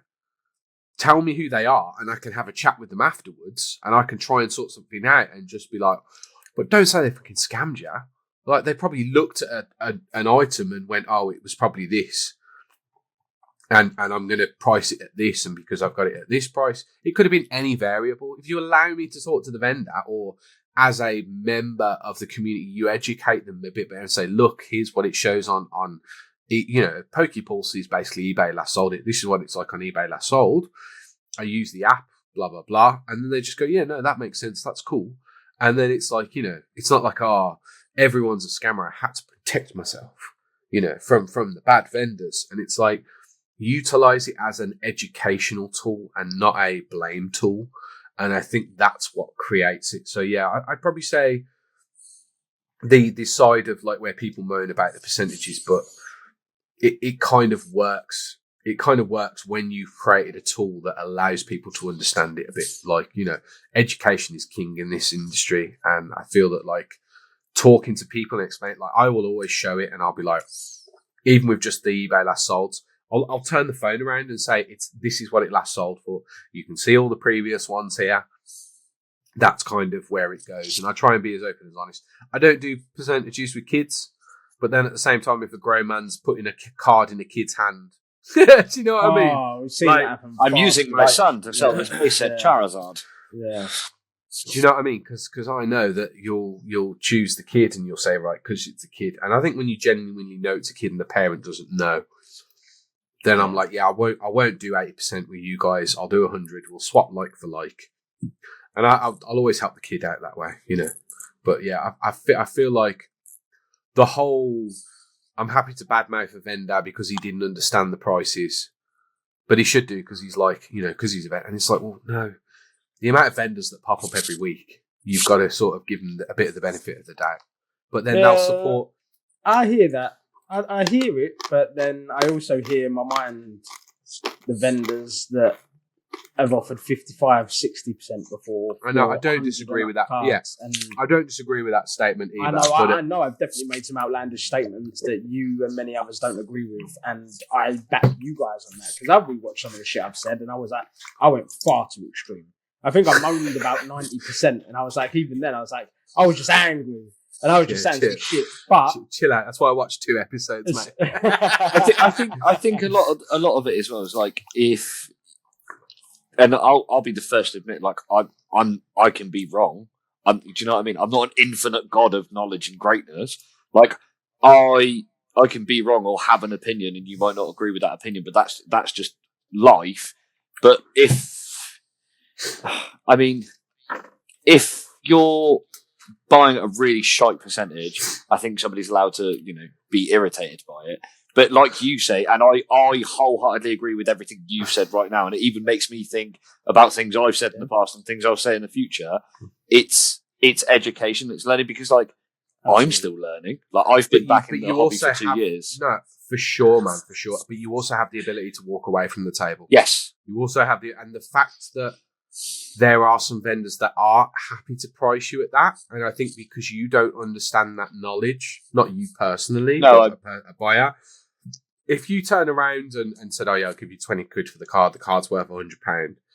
But as far as you're concerned, 20 quid's a really good price, and you had no idea, then of course there will be some people that will take you for that ride. And again, this is the whole point of the Wolverhampton card show. I vet every single vendor. So I go onto Instagram, I work out and this is what I mean by I'm always watching. I am watching everyone all the time. And when you say dumb shit, I'm sitting there like, and I won't talk about it. I don't get on the camera and go, this guy said this. And what an idiot. I stay quiet. I stay in my lane. I understand that my opinion is not valid to anyone else apart from myself. And then I work out, I don't want this guy at my card show. I don't want this vendor at my card show. And that's where, like, I think that educational bit comes in. And this is why Pokepals are at the show. This is why they're there. I'm going to try and get some volunteers that will be walking around, handing out flyers, pointing people. Oh, by the way, have you valued your cards today? And that's like, I'll be giving them bloody scripts. Have you valued your cards today? Well, no, I haven't actually. Okay, well, if you head up to here, we can teach you how to use an app to give you the tools, the educational knowledge to be able to do that. I'm not just literally going, every single person's a scammer at card shows. You must use Pulse TCG with my code to make sure that you know what you're doing. Like, I'm not doing that. And this is my point. Like, content creators are utilizing such a negative notion to profit themselves while then essentially bad-mouthing it. And they go, oh, well, I'm not talking about every vendor. Yeah, but if you'd have said that at the start, the video would have been perceived differently, because let's be honest, the only first 10 seconds of any video, that's the most important part of a video. Yeah. So if you're going to badmouth vendors at the first 10 seconds, then you're a terrible content creator. To me, you're not utilizing it correctly. You won't get your t-shirt. There'll be no t-shirts. And you won't get your bloody t-shirt. This is where I turn into Prime Randall from Recess, next Wolves card show. Anyone that I see selling, buying 60%, I'm going to come over and do a 14-second video with Niall. I did. We're doing 60%. No, so I had it at the show, and one of the vendors was caught trying to price a card at 50% because it was down to centering. Shut it down immediately, educated the dad, pulled the vendor to one side and went, mate, you can't be doing that shit. And he was like, but it was off center. And I was like, Pokemon's quality system is not your problem, nor the market's problem. You cannot do that. I said, unless you're talking about a whitening edge and quality, and then the price drops, and it probably would be about right. The whole Jason Page situation was to do with a damaged Gengar, which actually lowered the market price. The vendor f***ed it up by pricing it up as a PSA 1, wasn't even graded. Like, this is my point. Educate yourself. I do agree. Don't start slandering people. I took him to the side. I educated him. I said, mate, if I catch you doing anything like that again, I'm zero tolerance. You're out. So here's a really cool thing. And I know we're like getting really, you said quick fire, and it's not quick fire because I talk so much. I'm really sorry. So that's nothing to apologise for. So there was, we talk about thefts at card shows all the time, and the vendors are grab your torches and pitchforks. Event organisers, you need to do better. So most event organisers spent on security. I caught the guy, right? So I catch the guy, I put him into a corner, right? Now, bearing in mind... Is this at your show? Oh, yeah, this was Saturday, bro. Do you know... I caught the guy. I was fuming because the YouTube video just cuts. You disappear and it cuts. Right, so I'm legally not allowed to show because of data protection, and all these idiots on YouTube are going, it's public, you can. No, I cannot. If a face comes into view, it is classed as data protection. That man could have took me to the cleaners. So the same guy that everyone posted on Instagram, right? He'd robbed from Card Exchange. He'd robbed from someone's stall on there. We had the footage. It was posted all over Instagram. Is he just sorry to interrupt, but the one who actually took from the Card Exchange store? Yes, utilised his child to steal the folder and run out. So the fact that you, somewhere in Narnia versus the Wolverhampton card show, knows his face, the actions, and all this sort of stuff tells me they have just put it out, scoured left, right, and centre. Vendors with their bloody pitchforks going, you need to do better. Card organisers, event organisers. So people have spent money on increased security. Literally the whole thing with a vendor where another vendor stole from his table. The guy walked away from his table. What do you want me to say to that? Like, if you're going to leave your table unmanned and somebody steals from it, that's a you problem. I'm sorry, it is. There's no doubt about it. If you cannot be responsible for your own stock, do not turn up to a bloody card show. I say this every time. The minute that I get everyone in the group chat, the first thing I say is, you are responsible for your own stuff. We have security. They are not there to stand over you 24/7. If you ever need help with your stall, I will be there in a heartbeat. Now, the next one will have volunteers. So I'm going to try and get about 20 volunteers to the point where they will be able to take over. They will be trustworthy because it will be my reputation, not theirs. If anything happens, it's on me, and they will be made abundantly clear that if they do anything, it affects my reputation, not theirs. I will literally wring their necks. I have a larynx crushing fist. It will work. Do not mess with me.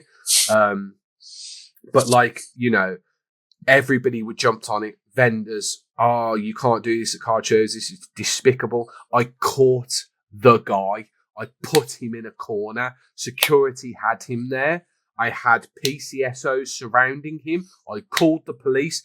And this is the bit, right? Yes, we have multiple crime numbers to do with this guy. He has robbed from us multiple times. They have shared it. They have put it over Instagram. They have crime numbers. Not one person who was dealt with, who had been robbed from in the previous encounters, had a crime number. I had to let him go. I had to let him go. And he walked away with a big fat fucking smile on his face. And I had, like, his kid was bawling, crying. And I mean, like, stressed crying. But he used his kid in the robberies. I had him in a corner, guys. I had him. I was ready to, like, you know, you're going to jail, mate, you scumbag. And I had to let him go because nobody reported the crime to police. There was no crime numbers whatsoever. Essentially, I held a although we know he's not falsely accused, in the eyes of the law, he's a falsely accused man. If you think about the implications that could have come from this, if he decided to take legal matters, who does that fall on? Yeah, unfortunately, you're the. Do you understand where I'm going with this? Yeah. I am not giving this man ammunition because he might think I can absolutely. watch this podcast and realise I'm on here.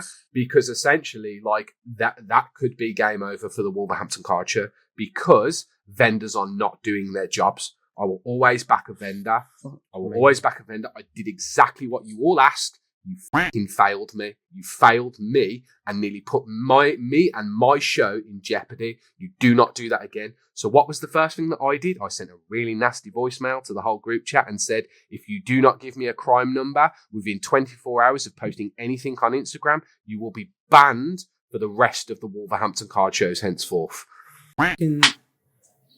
How have they...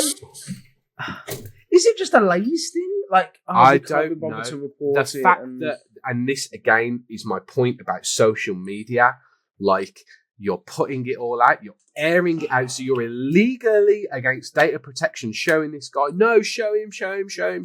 You guys have no clue what the hell you're talking about. If you have a theft, please listen to what I'm telling you. If a theft occurs at a card show, you are responsible. I've called multiple times as the event organizer. The police have told me I do not own the goods. I cannot make the report. I cannot file for a criminal number.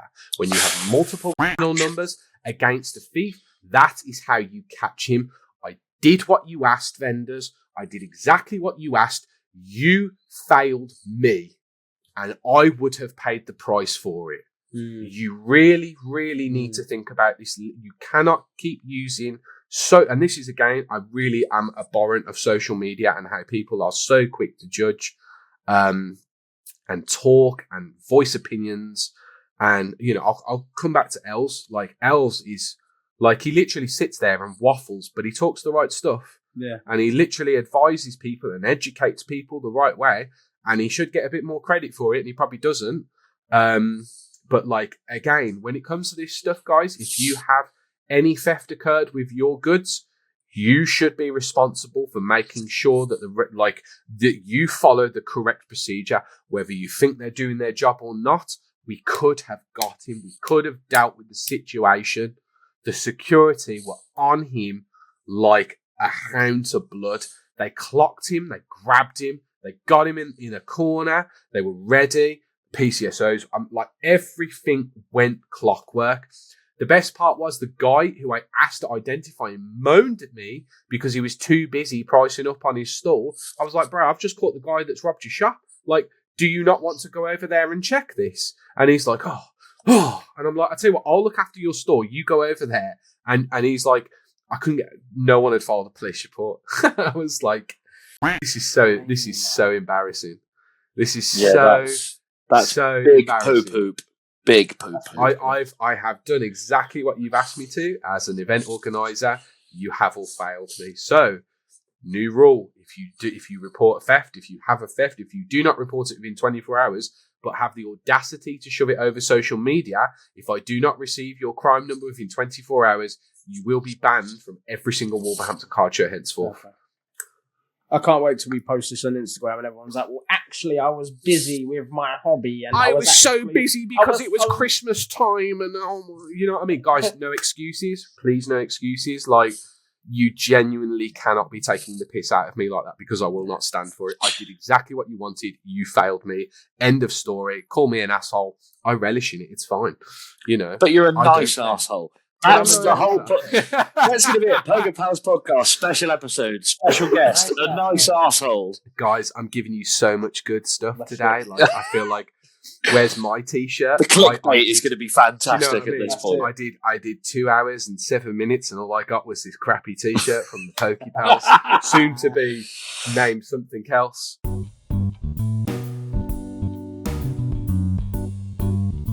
But like, do you understand what I'm saying? I do totally get it, and I think it's almost like a betrayal of trust in that point because you're putting yourself on that front line for them to immediately then be like, oh, I haven't actually done the thing that I should have done, that then allows you to go and do what you want to do for us. And honestly, it stung because it was like, yes, a win. We got the guy. We got him there. And the fact that I had to let him go, and again, shout out to the man, the security team. You guys were absolutely insane all weekend. They were on it. They were like, it was like a new team that turned up, and they weren't even bad previously. They were really nice guys, always there when went down. One of my probably, like, you know, who I'd probably regard as a mate because we talk all the time. Had his binder nicked on the March show, and like, you know, he actually messaged me the other day, and he's like, "You're the only event organizer that when it went down, because he's had other stuff stolen before, and he was like, you're the only event organizer that genuinely showed that you gave a shit." So I went over, I don't get me wrong, you know me, I'm an asshole. I took the piss out of him. I was like, you stood over locked cases and you get your binder nicked. I was like, the irony. I was just such an asshole about it. A nice and like, and you know, but he gets it. He gets that that's the kind of person I am. Yeah. And like, we were having a laugh back because I didn't want him to just be stood there pissed off all day. So I was trying to, like, you know, be a proper like lad and just take the piss. And he actually texted me and he was like, you know what, I thought about it the other day. And you're genuinely the only event organizer when something like this has happened has actually stood with me, you know, as like, you know, consoled me. And yeah, okay. He said, yeah, you took the piss though, you knobhead, but like, I get the way that you were doing it, and I really appreciate it. And like, you know, that's the kind of point that I'm making with things are going to happen and bad things are going to happen, and it might not be at your show, it might be at somewhere else, but we've really got to stop focusing on all the negativity and pick up out the positives. And, you know, the vendor at 50%, like, he was took to one side, he was educated, he was told, you know, yeah, there's got to be a little bit of tolerance in the sense of, especially when I'm advertising it as a community show. And, you know, I reined it in, I got it sorted, and again, I got straight onto the phone. If anybody does this again, you will be banned, because I'm not having this. It's my reputation. I'm not having you berate my card show, or people berate my card show because of your behaviour. Absolutely. Now, coming out of the negative and going into the positive for some, what should hopefully be this time, quick fire round questions. We said this the last time. We tried, but we're going to 20 minutes later. keep doing it. That's why the PokéPals Podcast are an award-winning podcast. We're fucking persistent. 2 words, ending in a question mark. Why Gundam? So I was into Gundam from the 90s. Gundam Wing. You know, bloody hell, I'm saying this like I should know. I should know his name. The Death Scythe Gundam pilot, which I have totally forgot his name. Christ, what is his name? I've got to type this in there. The flash of light, knowing that you've just opened Google there. This is where you Duo Maxwell. Holy later. crap! So like really enjoying that as a character, and the story and the way it all worked, and just how good it was, and the what is it called? Flight is the boy that flew on the wings of adolescence. One of the greatest musical pieces I've ever heard. If you ever get the chance, watch Gundam Abridged. It's one of the funniest things. Have you ever heard of Dragon Ball Abridged? They did a Gundam Wing version. Fantastic. Can we finish him off for you, sir? Unless that thing's some kind of mobile suit in disguise with a really big gun. We've got this. All right, screw keeping a low profile. Time to hit my music.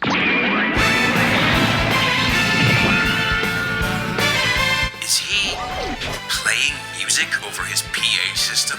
Oh, jeez. I bet it has a really big gun, too. And he's like, hold on, let me play my theme tune. And then is somebody playing music? And it's the tune that basically introduces the Wing Gundam, and it's so good. And like just falling in love with the mech suits and the way that they worked and the story behind it. And, you know, war is such a hard, and just the way they did it, and building up from that and watching Seed, Iron Blood Orphans, the original, you know, X00. And it just like, yeah, and they brought it out, and Bandai just nailed it absolutely with the card arts, the playability of it, and I watch it all the time. I watch the competitions online all the time. The winners last year sold for about 12k in a PSA 10, so it's up there with the big boys. It's selling at good money, and I just find it crazy that the UK is sleeping on it, and I'm finding more and more people that are picking it up. And it's, mark my words, you'll see the people that all jump to One Piece and do YouTube about how they know what they're talking about. 2 years, year and a half, 2 years time, they'll have changed their logo to a Gundam logo, and they'll be saying, "Oh yeah, we're the masters of Gundam, and we know what we're talking about." We were talking about this card the other day, literally an hour ago. It's gone from like 90 to 250 in a month, and in a PSA 10, it was 3 weeks ago. It was like 300 quid, and it's shot up now. And I mean, it's just because it's Laxus Klein in a little, it's Laxus Klein from Gundam Seed. And it's like, it's just the artwork's fantastic, the print quality. Bandai Namco blow it out the water because they do something that the Pokemon cards don't, which is they print in the same place. It's all done in Japan. So when you're paying half price for Japanese, it's a legitimate reason, because it's not to do with the print quality, it's just the language barrier. And I can totally get behind that, because you'd rather have an English card than a Japanese card. If it was the same quality, you'd go for English over Japanese any day of the week. But like we know that Pokemon Japanese cards are much better quality. We know this. We are 100% aware of how much better quality the Japanese cards are to every other one. And the fact that Bandai Namco push it all out from one place is why I really enjoy it. And the minute it came out, I was like, yeah, I'm going to have to check this out. And I started checking it out, and I was like, yeah, this is a really good TCG, and I think I'm just going to push it for this. And I've taken it away from social media because, I'll be honest, I don't really get the views on it, and I kind of just like it as a nice little thing for myself, but I will always talk about it. And when I find a card that I really like, I will push Gundam to the moon. And I keep saying the same thing. The UK is sleeping on Gundam because the US is not sleeping on Gundam. The US is not. And like, where a lot of people will go abroad and take Pokemon slabs, and I'll probably be doing the same with Gundam at some point, and take a few Pokemon, take a few Gundam, you know, have a weekend. We're talking about going to like Florida next year, because the missus, she loves like Disneyland. She's not a Disney girl, but she loves like the Disneyland and Disney World and stuff. And I've never been, so I thought it'd be quite a cool little thing for us to. So go to Florida and maybe hit like, you know, Orlando, CardCon or something in between. You know, make some money. Make some money. So expensive Disney is. Yeah, don't get me started. She's like our honeymoon is Japan. and we had to make sure we were booking 3 days in Tokyo Disneyland. So I'm super excited for that. Yeah, gonna spend loads of money. You're going to be so poor. Yeah, you're gonna be, that's it. So poor. She keeps reminding me, and she's like, "How are we going to afford this?" And I just go, don't worry about it. It'll be fine. And then I can't wait for you to be like halfway across Japanese Disneyland, and then it's just like walking up to something and being like, "I really want that." That's really expensive. And then you just really slowly going, "Don't worry, I've got one of these," and it's just one like really good Gundam card. Thank you. That's for you. Take that. Like some movies when they put like a couple of $100 bills in the top pocket of the waiter. Just one Gundam card. Yeah, SARs, like SAR version of Gundam cards. Yeah. Yeah. Do you know how much with something nice? Do you know how much yen this is? Yeah, for sure. But like, I mean, do you know what pissed me off the most? Where's my camera gone? Come back. Right, there we go. Are you back? Are you? We've got you. I've gone really blurry for some reason. You're all good. Do not panic. That was a weird, ominous motorcycle going past there. You're not good, all panic. More. I'm back. There we go. Hello again. Probably the lighting in here. It's getting dark now. So we'll go from what pisses you off.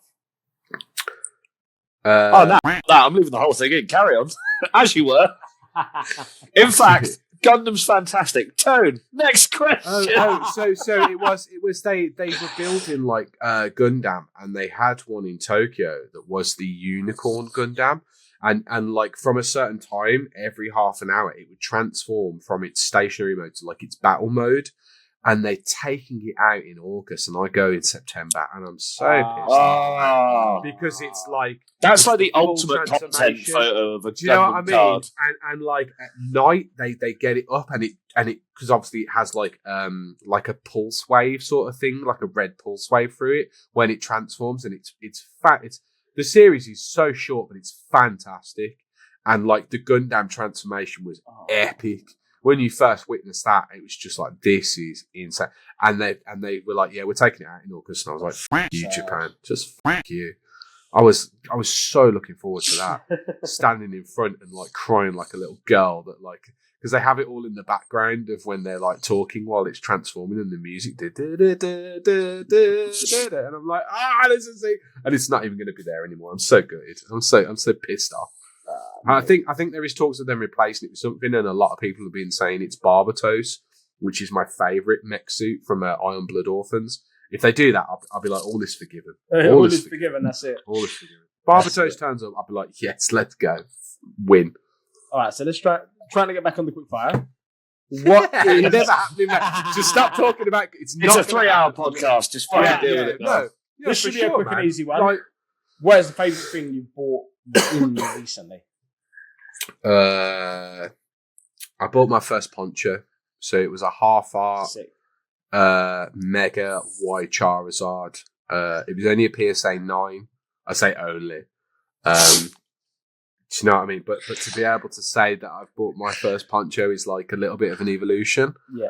And it does feel nice. Yeah, for sure. I find it quite funny that earlier you were talking about like you went to your desk and then pulled up the £250 Gundam card. I go to my desk and I've got a Frostlass Hollow.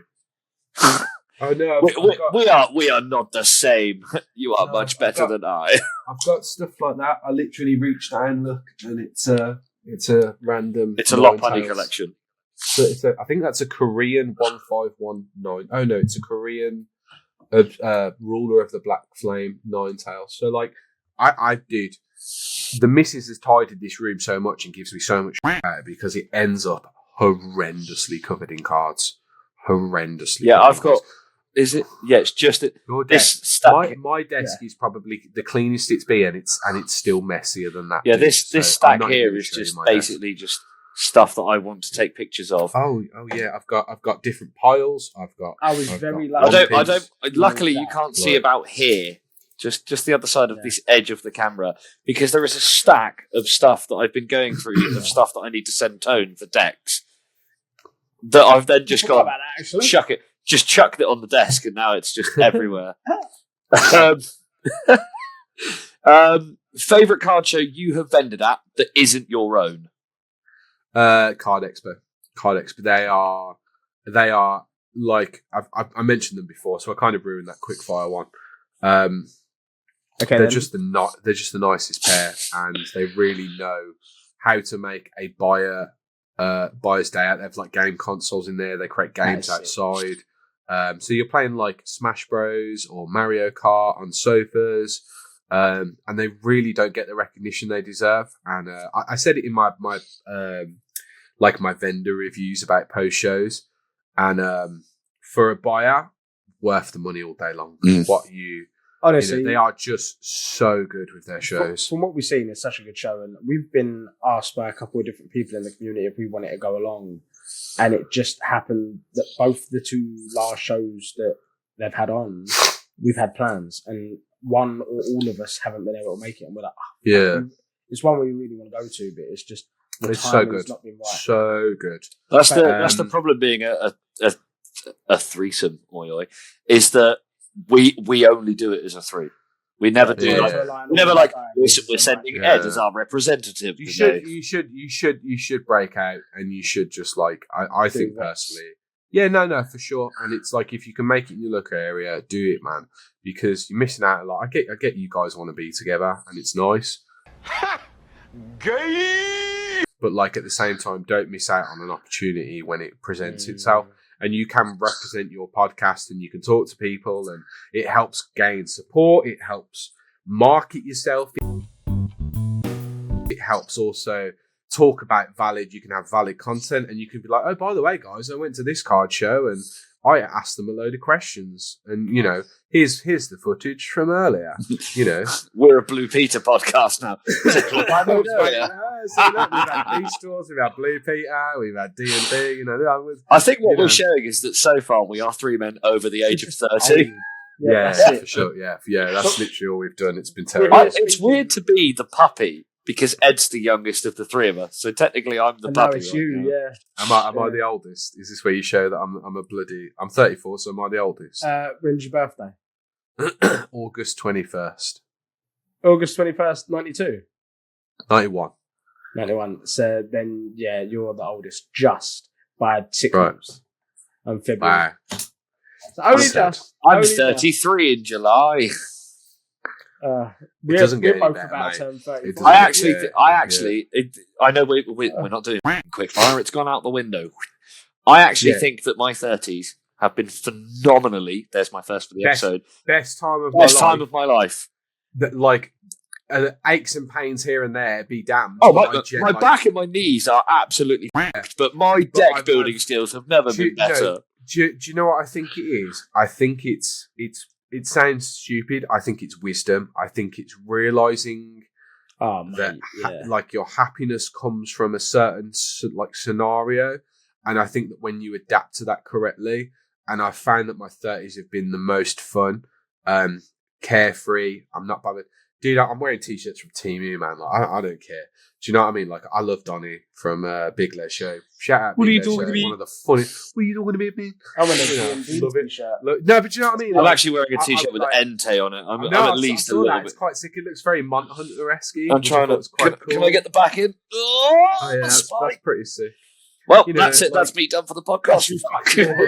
I don't work Fridays. Jesus. But I think that we've got to that age where it's the very the very little stuff bothers us, and it's very much like we just want to enjoy with the spare time that we have. We want to spend it the right way, and I found that I've become more work orientated. I'm more disciplined. I'm more, Christ, man, my new job is like a 7 a.m. start. It's great because I finish at 3, so I'm like missing all the traffic. And it's such old man stuff to think about, but it's like I'm genuinely grateful that my job makes me wake up early. I'm exactly the sleep. same. No, but do you know what I mean? It makes so much sense. In your 20s, you're like, you start at 7, you get in there for 10, you don't care. You're just like, I'll get another job. And then I think the realization of just like, I've got a good life right now and I don't need to screw it up. And then it's like working hard to make sure that you don't screw it up. And I just feel like it's the little wins that are a big thing now. And then like, marriage coming up, and then, the possibility of having kids at some point, and then I get to share that life with them. And, I'm very grateful for how life has gone. And I feel like when you get into your 30s, like it just becomes a lot more fun in the sense of everything has its purpose, and you realize that. And if it doesn't have its purpose, you cut it out. And you realize this. What was the turning point for me in my 20s? I ride motorcycles, so I've got like a Harley, and I had I've got like a Bagger, a Tourer, or I did at one point till somebody hit me and destroyed it. It was the electric glide, which is like the panniers, the back seats, like an armchair, and you have cruise control. I did 2 tours of Europe, and I went to this great place called Grindelwald, literally like the Harry Potter dude. It's called Grindelwald in Switzerland. Fantastic place in the mountains. You wouldn't know it was there. Yeah. They had troughs out, and I was like, "Oh, are these for animals?" And they were like, "No, it's for you to drink because the water is so clean there. You drink from a trough, which is insane." And it's coming from the mountain. It is clean mineral water, which is insane, not filtered or anything. It is clean. And I stood on top of the hotel overlooking, and it was just sort of clicked. And I was very much like, I work for the money, and then the money is spent, and it's on booze, and it's on like expensive things. And I got to that point where I was just like, none of it matters. Yeah. Like, none of it matters. And there's a lot more important things to me. And it's took a long time to get to where I am now. But, like, even at that point, my life had changed dramatically because I saw things that a lot of people hadn't seen. And I think it was that sort of, like, none of that matters anymore.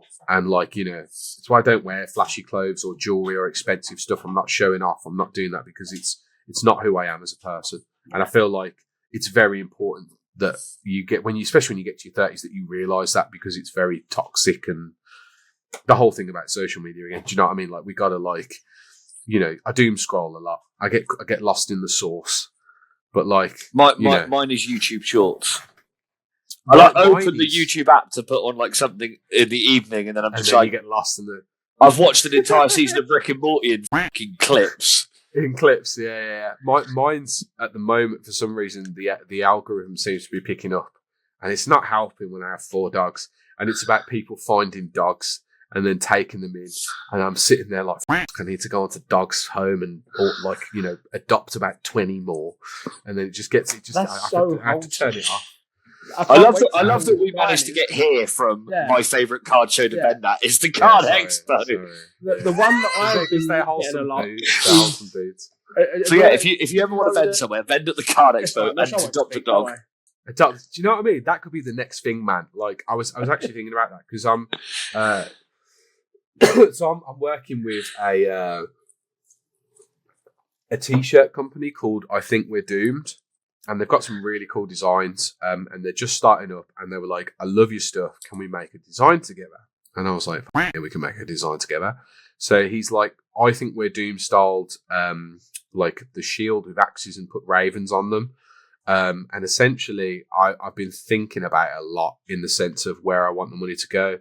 And I know we're in a people community, but I really hate people. So I was thinking about doing it to like the Dogs Trust, and just like, the profits from the t-shirts and just giving it to like the Dogs Trust and doing it that way.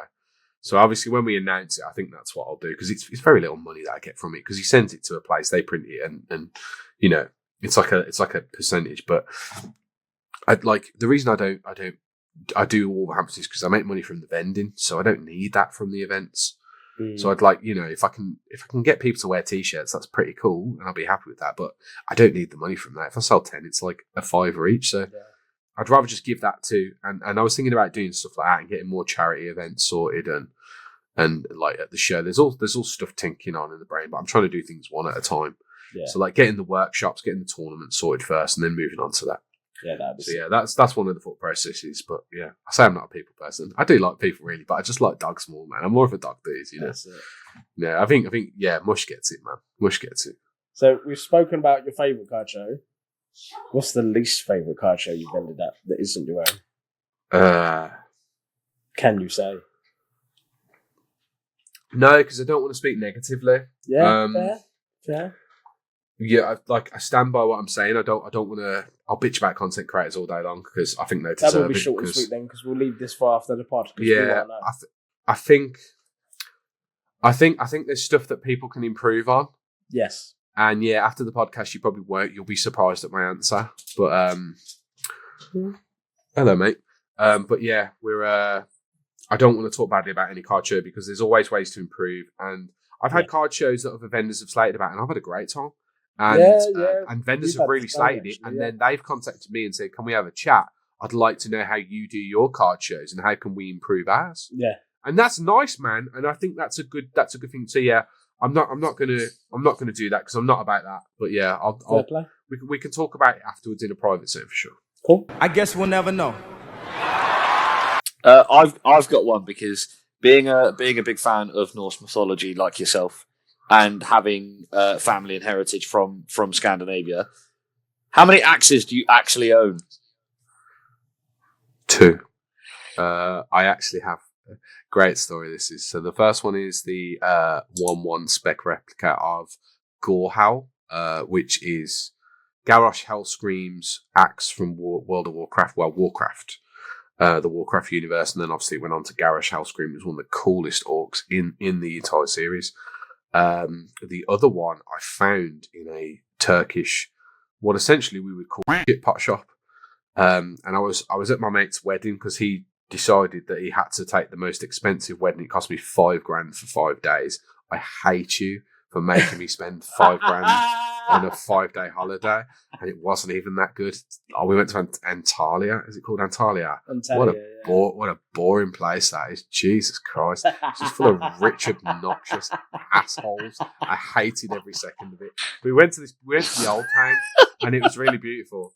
The old town was nice. But apart from the fact that I was literally screaming at people saying, they do this thing where they drop you off in a certain location on the taxi, and they try and drag you into this place, which basically is like Chav City, Nike t-shirts, Air Maxes. And I literally screamed at the guy. I went, "Look at me. I am a Viking. Do you think I'm going to wear that crap?" And he just went, "Fair point." And then we walked off. So like people stopped haggling me at that point because it was like, I'm not going to buy any shit. I was like, "Look at me. I'm literally not going to buy any of your tats because I don't want it." Like, and people would go in and buy it, and it had like, Emporio Armani, and I'm like, do I look like I care about Emporio Armani? But I found this shop, and it had, and I wish I'd have got it. It was like an Ottoman style helmet as well in there, and I found this axe, and it's really beautiful. I haven't got it around here. It's going to be downstairs somewhere. If you could send me a picture of this axe, I'll edit it in right now. I'll show you a picture. I've got it on here because I've got a picture of me in the shop. But the best part was I took it back to the hotel, right? Went down to the pool, came back up, and somebody grabbed me and said, "Oh, you've got a weapon. Like, can we have a chat, please?" And they were like, "You've got a weapon in your room." And the cleaners are too scared. The cleaners wouldn't clean the room for the rest of the holiday. I had to take it to the hotel, get them to secure the axe, and then I had to get it sent over on with this guy who I actually bought a sword out. I was going to say, how did you fly that over? I bought a brass inlaid sword, and I had it mailed over, and I'll have to find it because honestly, I'd love to see the transcript between you and FedEx. Yeah, so I'm on holiday. Yeah. Just want to send a couple of things back home. Yeah, it's just a broadsword and an axe, basically. It's just an axe. Ask no questions, get told no lies. I don't know if you can see it, but it's literally like there. Fair. Bearing in mind, I'm literally wearing like khaki shorts from Temu. These were from Boohoo Man, were about £10. And that is an actual Viking style top that I would use for essentially like, cosplay, as it were, for like a witches and pagan festival. So yeah, like I literally that's it in like a better picture. But it's all like, it's proper steel and it's proper like inlaid, and it had runes, like Turkish runes on it and stuff. Yes. Proper awesome, man. I got into a lot. That's me with it in the hotel room. And then I got told off. And I got proper told off. Just to give you an idea, so like the hotel desk, that's how big it is. Jeez. Okay. The cleaners shit themselves and didn't clean for the rest of the holiday. They shit themselves. Proper shit themselves. And here's me looking like a Colombian drug lord with my beautiful wife to be. It's very terrible. It's cool, isn't it? It's not coming up. Look at how like Colombian drug lordy I look with my yellow glasses on. It's great, isn't it? I love the way it was a mush reflection in your phone there. Yeah. I was also on the holiday. Don't tell me what. So we spoke a bit about pets as well today. If you could have a Pokemon as a pet, who would you have and why? Houndoom for sure. Sick. That might be the quickest answer you've given in the entire podcast. That was immediate. If I had, I mean, I've always wanted to live by the sea. I do kayaking with the dogs as well and stuff. Like, I think I sent one out on a story once, and I was like, "Oh, I hope you're all in." It was just like, "Yeah, I'm out here. I'm having a break. Just leave me alone for a bit," kind of thing. And the dogs come on the kayak with me when I go out on the sea. I think if I lived in like a beach house or had a pool, I'd have Kingler. But like in current setting where I am, Houndoom, man. Like you've got to go for the most badass hound. That, you know, like the episode with Togepi where it's like really caring and takes care of it, and you know, it's just dogs, man. Just dogs as a whole are really good. Shout out to King Gildan because he's a big like Pokemon dog fan, and like all his stuff is like Arcanine and dog Pokemon, and you know, but yeah, I just think that like, yeah, I think for sure Hound. If I had a Pokemon, it'd be Houndoom all the way for sure. I have to ask, right? So if what's the best dog Pokemon? Because we've got Houndoom. Yeah, you've got the three legendaries. Houndoom, you've got Arcanine, Entei, Suicune, Raikou, Mabostiff, Herdia, Stoutland, Lillipup. Do you technically put Riolu and Lucario in the dog? No, because they're technically classed as wolves. Yeah, so okay. No. Kind of like Lycanroc as well. You wouldn't really class that as one because it's not really. It's more a wolf. But yet, Rockruff, I would say, is a dog. Yeah, or more dog than it's baby wolf. Yeah, really, more dog than wolf. But yeah, and I get what you're saying. I think Toad's favourite has to be Mabostiff. Because it looks like Trigger with a tan. Shiny Trigger. Nah, mine's Arcanine, mate. Arcanine all the way. I'd probably still stick with Houndoom because it's just a cool dog. I think the choice of fire with dogs was a really good idea as well. And it was nice that they varied it with the legendary dogs, but then the rest of them just kind of ended up being normal. And I thought that was a bit dumb, really.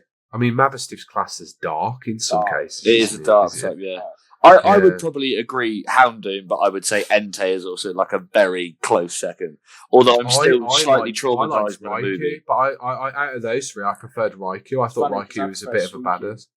Yeah, I liked Raikou. We're covering all bases. When they turned it into I liked it because they turned it into that dragon type as well with the Raging Bolt. Sick. Mr. Long. The playability of that is awesome. Yeah, mad. The way they did that was genius as well. But then it kind of usurped the whole legend behind the legendary dogs because then it turns out that they had prehistoric versions that Ho-Ho didn't deal with. They kind of screwed themselves up with the lore of that bit, but very cool designs nonetheless. So my answer would still be Houndoom. All right.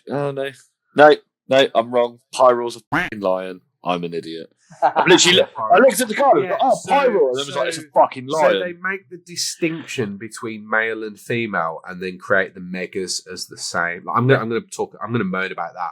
But like, I thought that was a bit stupid. Like that was the one thing that annoyed me in Legends EA. But yeah. All right. Final one before we play our little card of ours to wrap up this wonderful time that we've had together. And this is one that I curated as a question because I think it's going to be fun to find out a little bit of personal info about you on these three. You, Jarl, you are stranded on a desert island. There is no fucking escape. You're not going anywhere. Your plane has crashed and you can take one movie, one video game, and one Pokemon card. What are they and why? Ooh. Obviously, you have the ability to watch the film and play the Weird. I game. was going to say, you've crashed. You're in the middle of nowhere. Tone, I love you, but please don't pick holes in my enjoyment, all right? This is like I build a deck. I'm a genius. This is the greatest thing ever. And then Tone goes, play me, and then I lose very quickly. Stop laughing because you're happy about beating me all the time. Let Jarl answer the question. I'm going to say the movie would have to be Men of Honor because it was probably one of my dad's favourite movies. And he used to love it. And we watched that a lot. So the one with Cuba Gooding Jr., Robert De Niro, where he's like, come on, cook it, give me that 12. You know, proper, like, sick movie. Really good movie. I might just do a snippet show of just Jarl doing impressions by the end of the Come book. on, cook it. You know, it's such Just that and Eddie Murphy. I'm just creating the memes voice, but yeah, my old man used to love that film, and it was a really it was a proper, you know, feel good by the end, and all the struggles that Cole something went through, and damn fly, and yeah, it was just I think it'd be nice for that like to just sort of reminisce about the old man as well for sure. What was the other one? Video game and a Pokemon. Well, World of Warcraft, that can take a lot of my time. I can mong out and die a happy man because I'll just be planing I'll be, you know, roaming the plains of Mulgore as a Tauren. I always play Tauren because Taurens were the coolest. So yeah, I'd say World of Warcraft for sure. Pokemon card, man, that's a difficult one. I don't really have a favourite one. I'll be honest, man, I'm not really like enamoured by Pokemon that much anymore. I'll let you take a Gundam card. Like I'm not going to hold it against you. No. We'll stick to it because there have been cards that I've looked at and been like, yeah, that's sick. But like, I don't know. Like,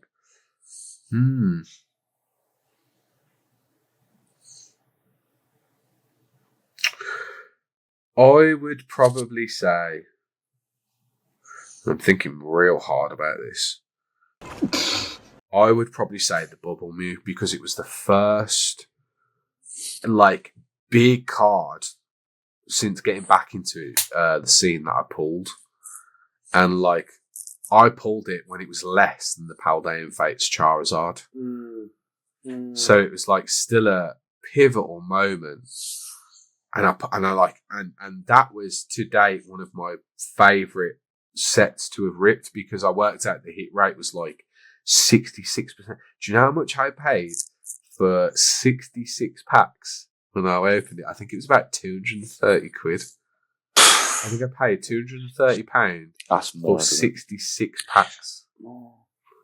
Like my local shop had a couple packs in, and they're like £19 each. It's just mad, isn't it? I was at one point paying like £25 an ETB. So I don't know if you want to work I was getting there was some dude. Yeah, there was some dude who I was local to my old job, and I was buying literally like pallets worth and ripping it, and I was literally buying pallets worth, man. And it was the Pokemon Center versions of Astral Radiance and Brilliant Stars. Yeah. And I was paying £30, and he was like, I can't get rid of them. I was like, I'll take them all, mate. This is great. Mate, they're two great sets as well. Do you know what I mean? Like the Machamp from Astral Radiance and the what's it called? I pulled the Rainbow Charizard from Brilliant Stars. But I mean, even the Charizard that's for fighting the Venusaur and just good real, and like the Manaphy that was like the basic was like 2 quid because it was so playable even at the time, and like it was like I was just buying them 30 quid a pop, and he was like, oh, you know what, because you bought so many off me, I'll do them for like 25. I was like, sweet bro, sweet. I swear you can't get them for any less than like 100 quid upwards now. Tone's love of Astral Radiance is trying to hold in about how much he missed getting any of that Astral Radiance. It's like, what's that thing from Lego? Spaceship! Spaceship! Because it's the tie-in set for Legends Arceus, right? Astral Radiance? That's it. Like, that was the game that got me back into the Pokemon gaming as well. So Legends Arceus is the best modern Pokemon game. It was that, but what I liked about it was that as a modern game, you had the bad guy. Yeah. And it was like you didn't know it was the bad guy until like right at the end. But the point was they kept up with that theme that there must always be evil. And I've been like Scarlet and Violet and Legends EA, and it's like there's no like True genuine villain. good guy versus the true villain is that we never worked together in the first place. And it's just like, what is this, man? Like, where's the bad guy? I'm actually going to go out and say this. I put in way too many hours into Legends Arceus. Like, I put in over 1,000 hours into Scarlet, but I did full Pokédex. Great. Don't get me wrong, great game. Yeah, Still a great I game. really enjoyed it, but I did full Pokédex, full shiny decks. Like, I think currently I'm at like 88%. I'm quite the nerd. Not going to deny it. But Legends Arceus was like that game where I loved it so much that I did multiple run-throughs. And I remember the first run-through, I was so gassed to get towards the end because I had shiny Toxicroak punching his way through everything. And then Volo turns on you and brings up Giratina. And I remember sitting in my old flat before we moved to where we live now, on quite literally the edge of my couch, like crunching my Switch controller, like, Volo, what have you done? You've betrayed me. The pain. It took me by such surprise. And then I played Scarlet and Violet. I was like, this is a fun game, but it's really cutesy. Too much. Where's Giovanni? Like, where's Lance? Where's Gary? Yeah, where's somebody with some Guzma? Yeah. Lysander. Like, give me somebody. Lysander turns back up. Yeah, and he's... but he's just like... And he's an old, broken man. Like a shadow. Yeah, but it's like... He's like, you must be good to Zygarde, because Zygarde will treat you right. And I remember who I was in the past. I was a bad man. It's like, no one cares, dude. Start world domination again, for God's sake. Yeah. Like, what are you doing? It's like Getsis as well. Like Getsis is one of my favourite villains. His top level minions are running a bloody coffee shop. I'm like, what is this, man? Yeah. Like, come and steal my Pokemon or stab me or, do something like genuinely. It's why I absolutely love Pokemon Black and White and Black and White versions too. They are my favourite series of Pokemon games ever made because of N, because of Getsis, because of the Plasma. It's just so fucking well written. I would still say Diamond and Pearl because Team Galactic was just like... Cyrus is an asshole. I love him. He's an asshole. He's one of the assholes. You know what I mean? Like, he's not a nice asshole. Yeah, but he's like a proper asshole. He's like, this is what I want. I'm going to use whatever I can to get it, and then he gets it, and he just literally goes, "Don't ever contact me again." And you know what I mean? Like he's like good day, sir. You lose. Do you know what I mean? His ex has just phoned him up, and he's like, "Don't ever contact me again. I'm done." Goes into the well with Giri, and he's just like, and that's it. And I'm just like, Cyrus hitting the Gene Wilder is crazy. Do you know what I mean? This is a bad guy for the age, and he's like, I've just used you all, and it's achieved the square root of all. But I don't care because I've got what I want, and you guys can suck it. And then that was it. And I was like, this guy's a genius. Like, he's set up all this mad stuff, and then just got where he wanted to go. Now I'm done. Go on then, Tone. Who's your favourite villain? I wasn't ready for that. I would actually say Volo because it hit me so deep, and then I was like, "Oh my god!" But I loved the switch. I loved the turn of it, and I think it was just an incredible switch. Yeah. For me, it was just. It's a very clever plot for sure. I feel very like all clever the others, except maybe N as well. All the others are kind of like shoved down your throat immediately, or it's so very obvious. And for sure. Known, but in your first run of that game, you're like, "Oh, he's nice. He seems a bit weird, but he's nice." And then boom, it hits you, and then he's a bit strange, but I'm sure he's a lovely man. It's like you beat him, and then he's like, "Part 2, let's go!" And I'm like, "No, I can't. I've got one Pokemon left." With half health, I can't do this. And such a sick for me. I feel like the last battle as well. It's like you said it perfectly. It's because it's in the second half, and you're like, "You're," and he goes, "You think you've done everything you can, but have you considered the Lord of the Underworld, Giratina?" I don't know why I became Craig Rebel Hall then. But no, you sounded like who The does X Peter Factor. Seraphim? Yeah. Where Tonight, Simon says guillotine. what's that dude that Peter Seraphim, or however you say, the dude and he does the voiceovers and he turns into like some dude. Is it like Alan Butterworth? The Alan Butterworth diet. Oh, It's like, don't eat anything for 6 days, then have butter. You sounded like him. Like Peter Serafinovich's character. Quality, man. Quality, yeah. I like that, bro. That was sick. That was cool.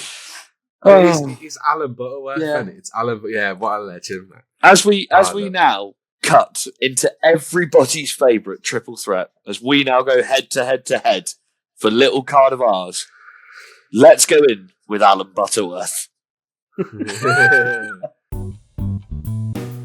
Are you bringing a Pokemon card? I don't Toad deliberately went to a card shop on his way home and bought something really fucking outrageous. I won't bring a Pokemon card. I will show you what I was about to bring. It was a choice of 2 Pokemon. I got 4 here. 2 of them were Pokemon. I was debating bringing that just because I saw it in the binder. I thought it was fucking stunning. It is a lovely card. And then it's funny that earlier on in the podcast, Jarl spoke about him remembering collecting tops because I was going to bring that as well. Cigar, yeah. Also very cool. But I'm not going to bring Pokemon. I've just got to decide which one.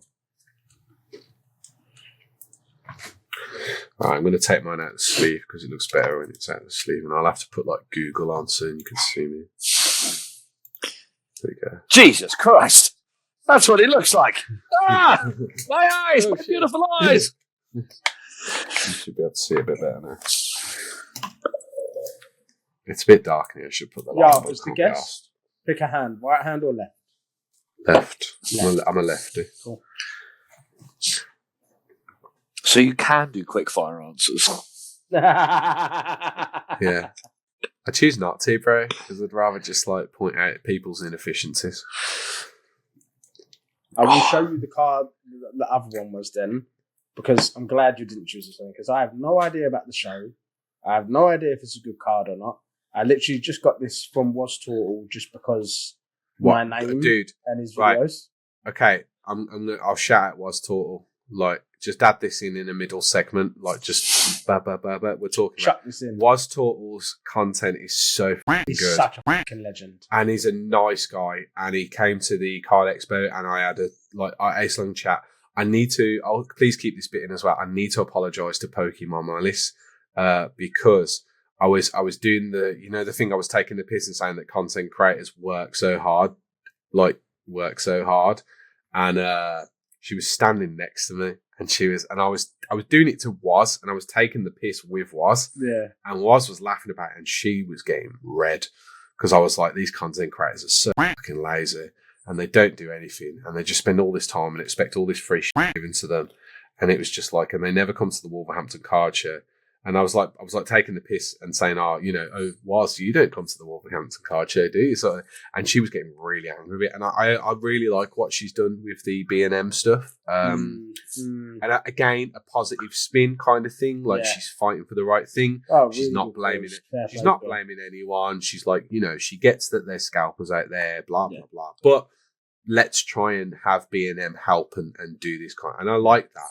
But yeah, I think she kind of took it the wrong way when I was basically saying that content creators are lazy fuckers, and it didn't really go down well with her. So I should apologise. So I will apologise to you. But Hopefully she's listening, and if she is, he's just a nice arsehole. yeah, I'm a nice arsehole. But yeah, it's like I genuinely do like. I agree with the content that you make. I think it's really good. Really good. Yeah. And it's a nice positive spin on the stuff. But yeah, I should probably tell you that I take the piss a lot. And I think if you genuinely took offence from what I said, she actually I think she follows me as well. And I genuinely took the piss. But it was more like goading on Was, and Was like totally fine with it, got it. And he was like, yeah, I'm coming for one of them t-shirts. I genuinely love you, dude. I think you're a funny dude. Mate, shout out to really, Was. again, just keeps it simple, keeps it light-hearted, and that's what it's all about. And His videos are but incredible. it's very banterous, related It's just to him. TCG in It's the right just way. Yeah, him. for sure. Yeah. Content. Ooh, card. Bye. It's just it's we got to meet Was at Lincolnshire Card Show where you were, and honestly, it's like how you see Was on a video is exactly how you see He's Was like that, in you person. You know what I mean? Perfect. Really, Sky. And I'm telling you, like most content creators, they just avoid my table like the plague. I love your And, table. So I love your Just table. running Your, to your table is like a. Yow's there. Let it go, yo. Your table for me is like, ooh, single. Explain to me about this card. Ooh, single. And then like nerd roll off for a good 10 minutes. And then I look at you and I'm like, there's like 5 people waiting and I'm just waffling at you. I'm sorry, go. And that's why I have people on the. Honestly, it's why I have staff on the table now, because it's like I can communicate and talk. There's a really good vendor called Pokey Guy Dudley.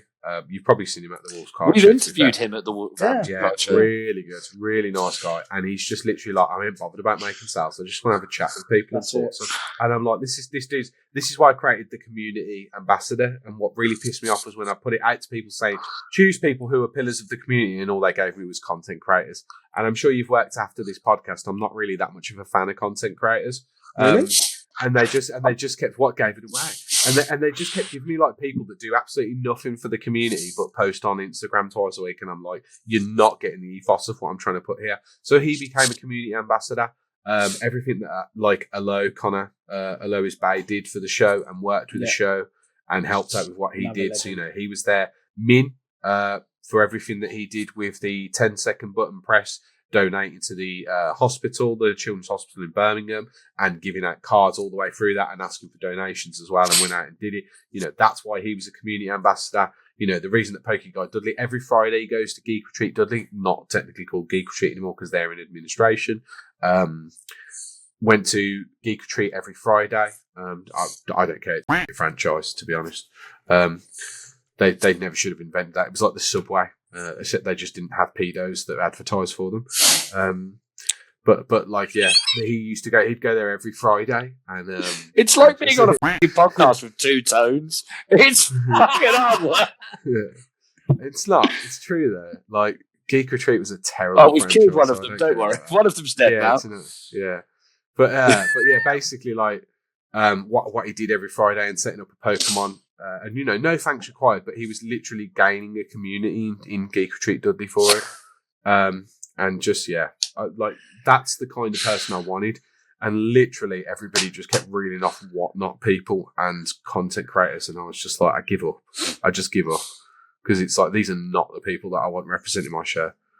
Like, I'm sorry. What does, what do these people achieve apart from making half-ass videos? Apart from Was. Big shout out to Was, because the card was. I've cut. This is going to be cut about 5 minutes ago. Yeah, taking it full circle. The card I was going to shout out, which was a gift from Was. I have no idea about the show. I don't watch it, but he's named after me, and I love his videos when he goes, Tony Chopper boy. Yeah, so that was one of the cards I was gonna. I don't know the show though. So keep all this in, dude. Honestly, I think people should hear it. And like, the more raw it is, people like it. It's why Joe Rogan don't edit stuff, man, because it's good stuff.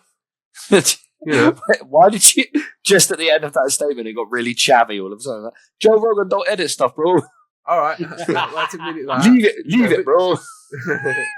All right, bruv. Do you remember? Did you ever watch Devo? You got 20p, mate. Oh, mate, it's the wait. So they're fucking 50p a can, like a pick and mix.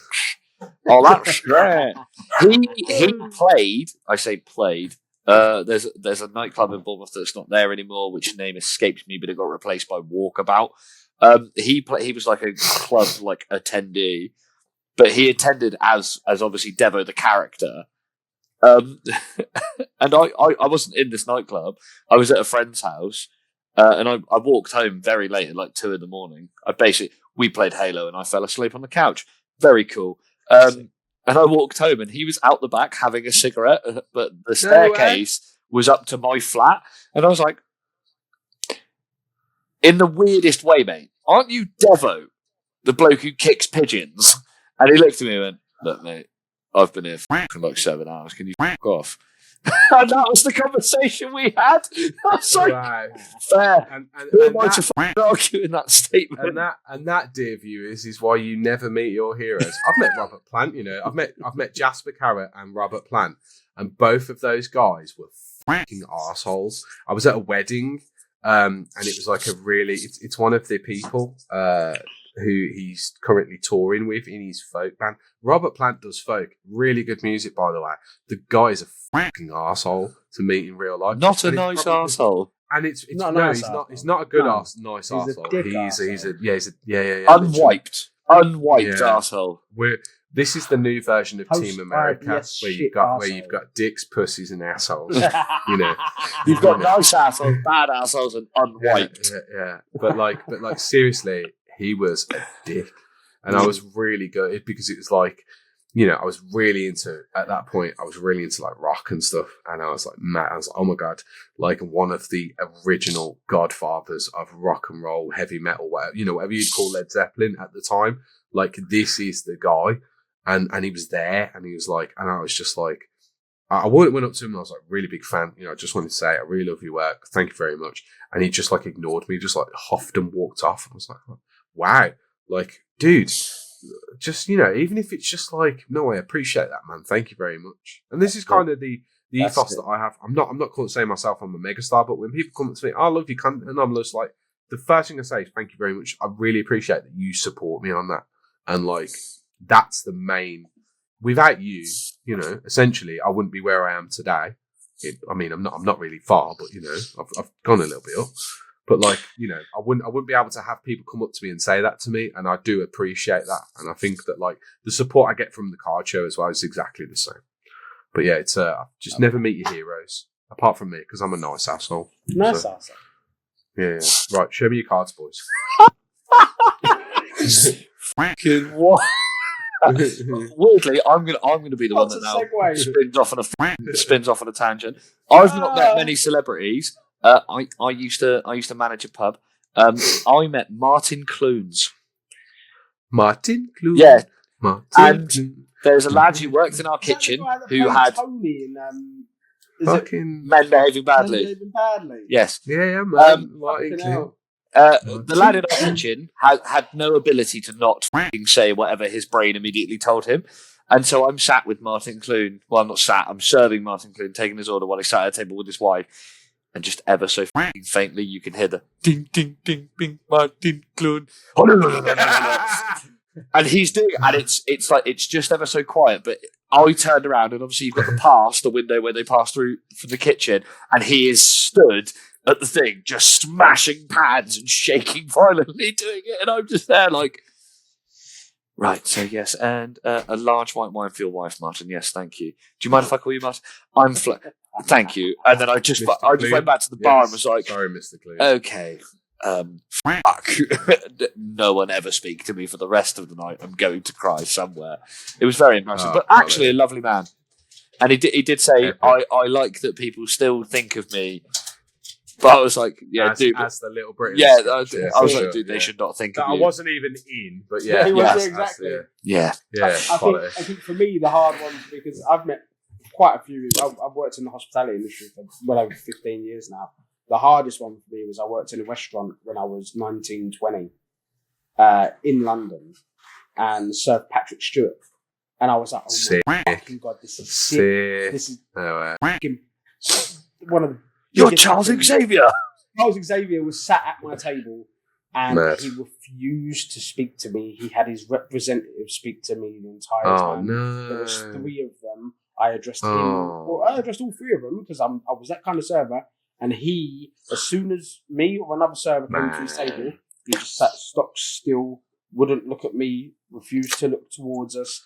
And I think it's the time of day. I think if people are like arseholes, it's a bit different. But like, if it's a genuinely nice person, then I think it changes it. And like, yeah.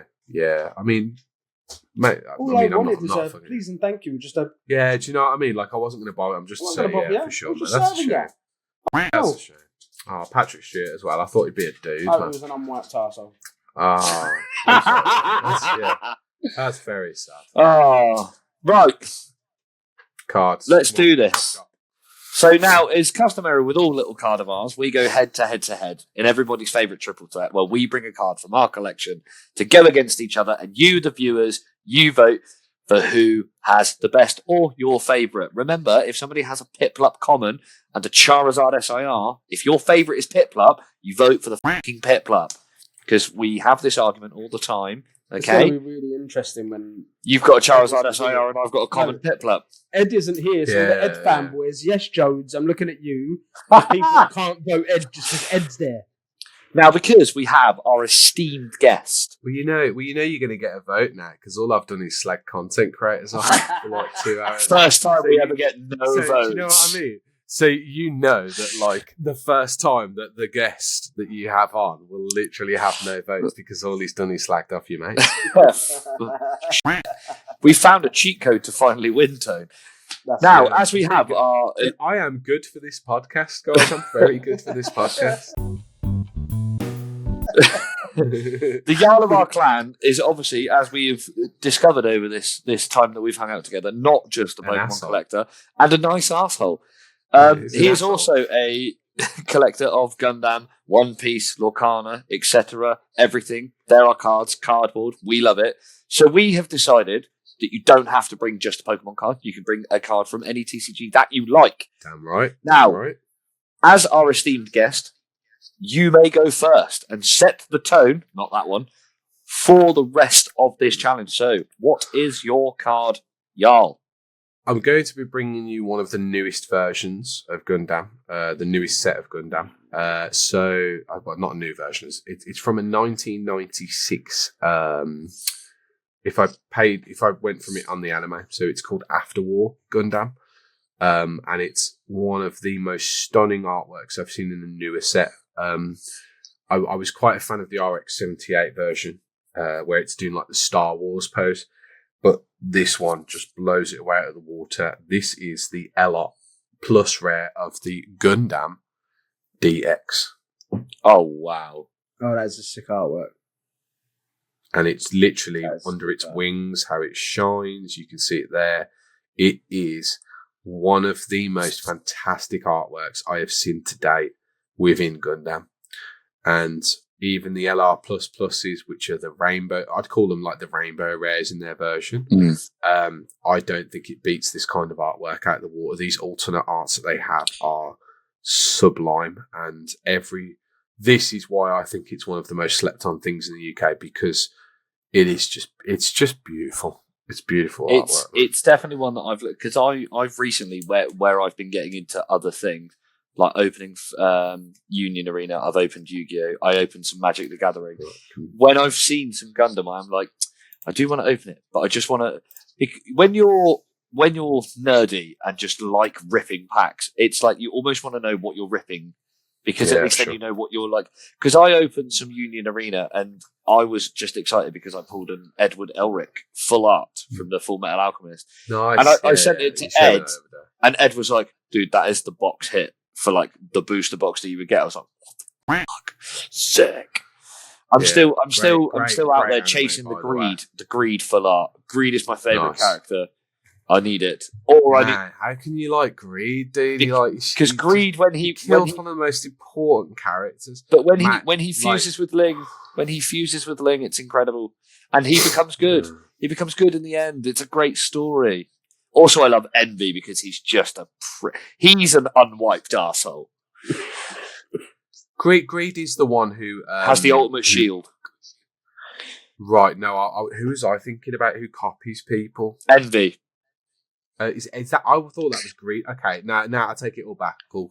Well, he just said Envy's his other favourite. So yeah, Envy is because he's an actual villain. Like he's a proper evil piece of shit. Yeah, he I get why you like him in that sense, but yeah, like. And then Wrath is like he's like the old. Greed was the big one who just ate everything. I should have known that. Really, being called that's Greed, Gluttony.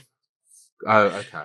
Which one was Greed? Greed is the one that when you first meet him in the anime, he has got all of the humans that can become animal forms, and he says that all I want is like money, power, and women, and all that stuff. Oh yes,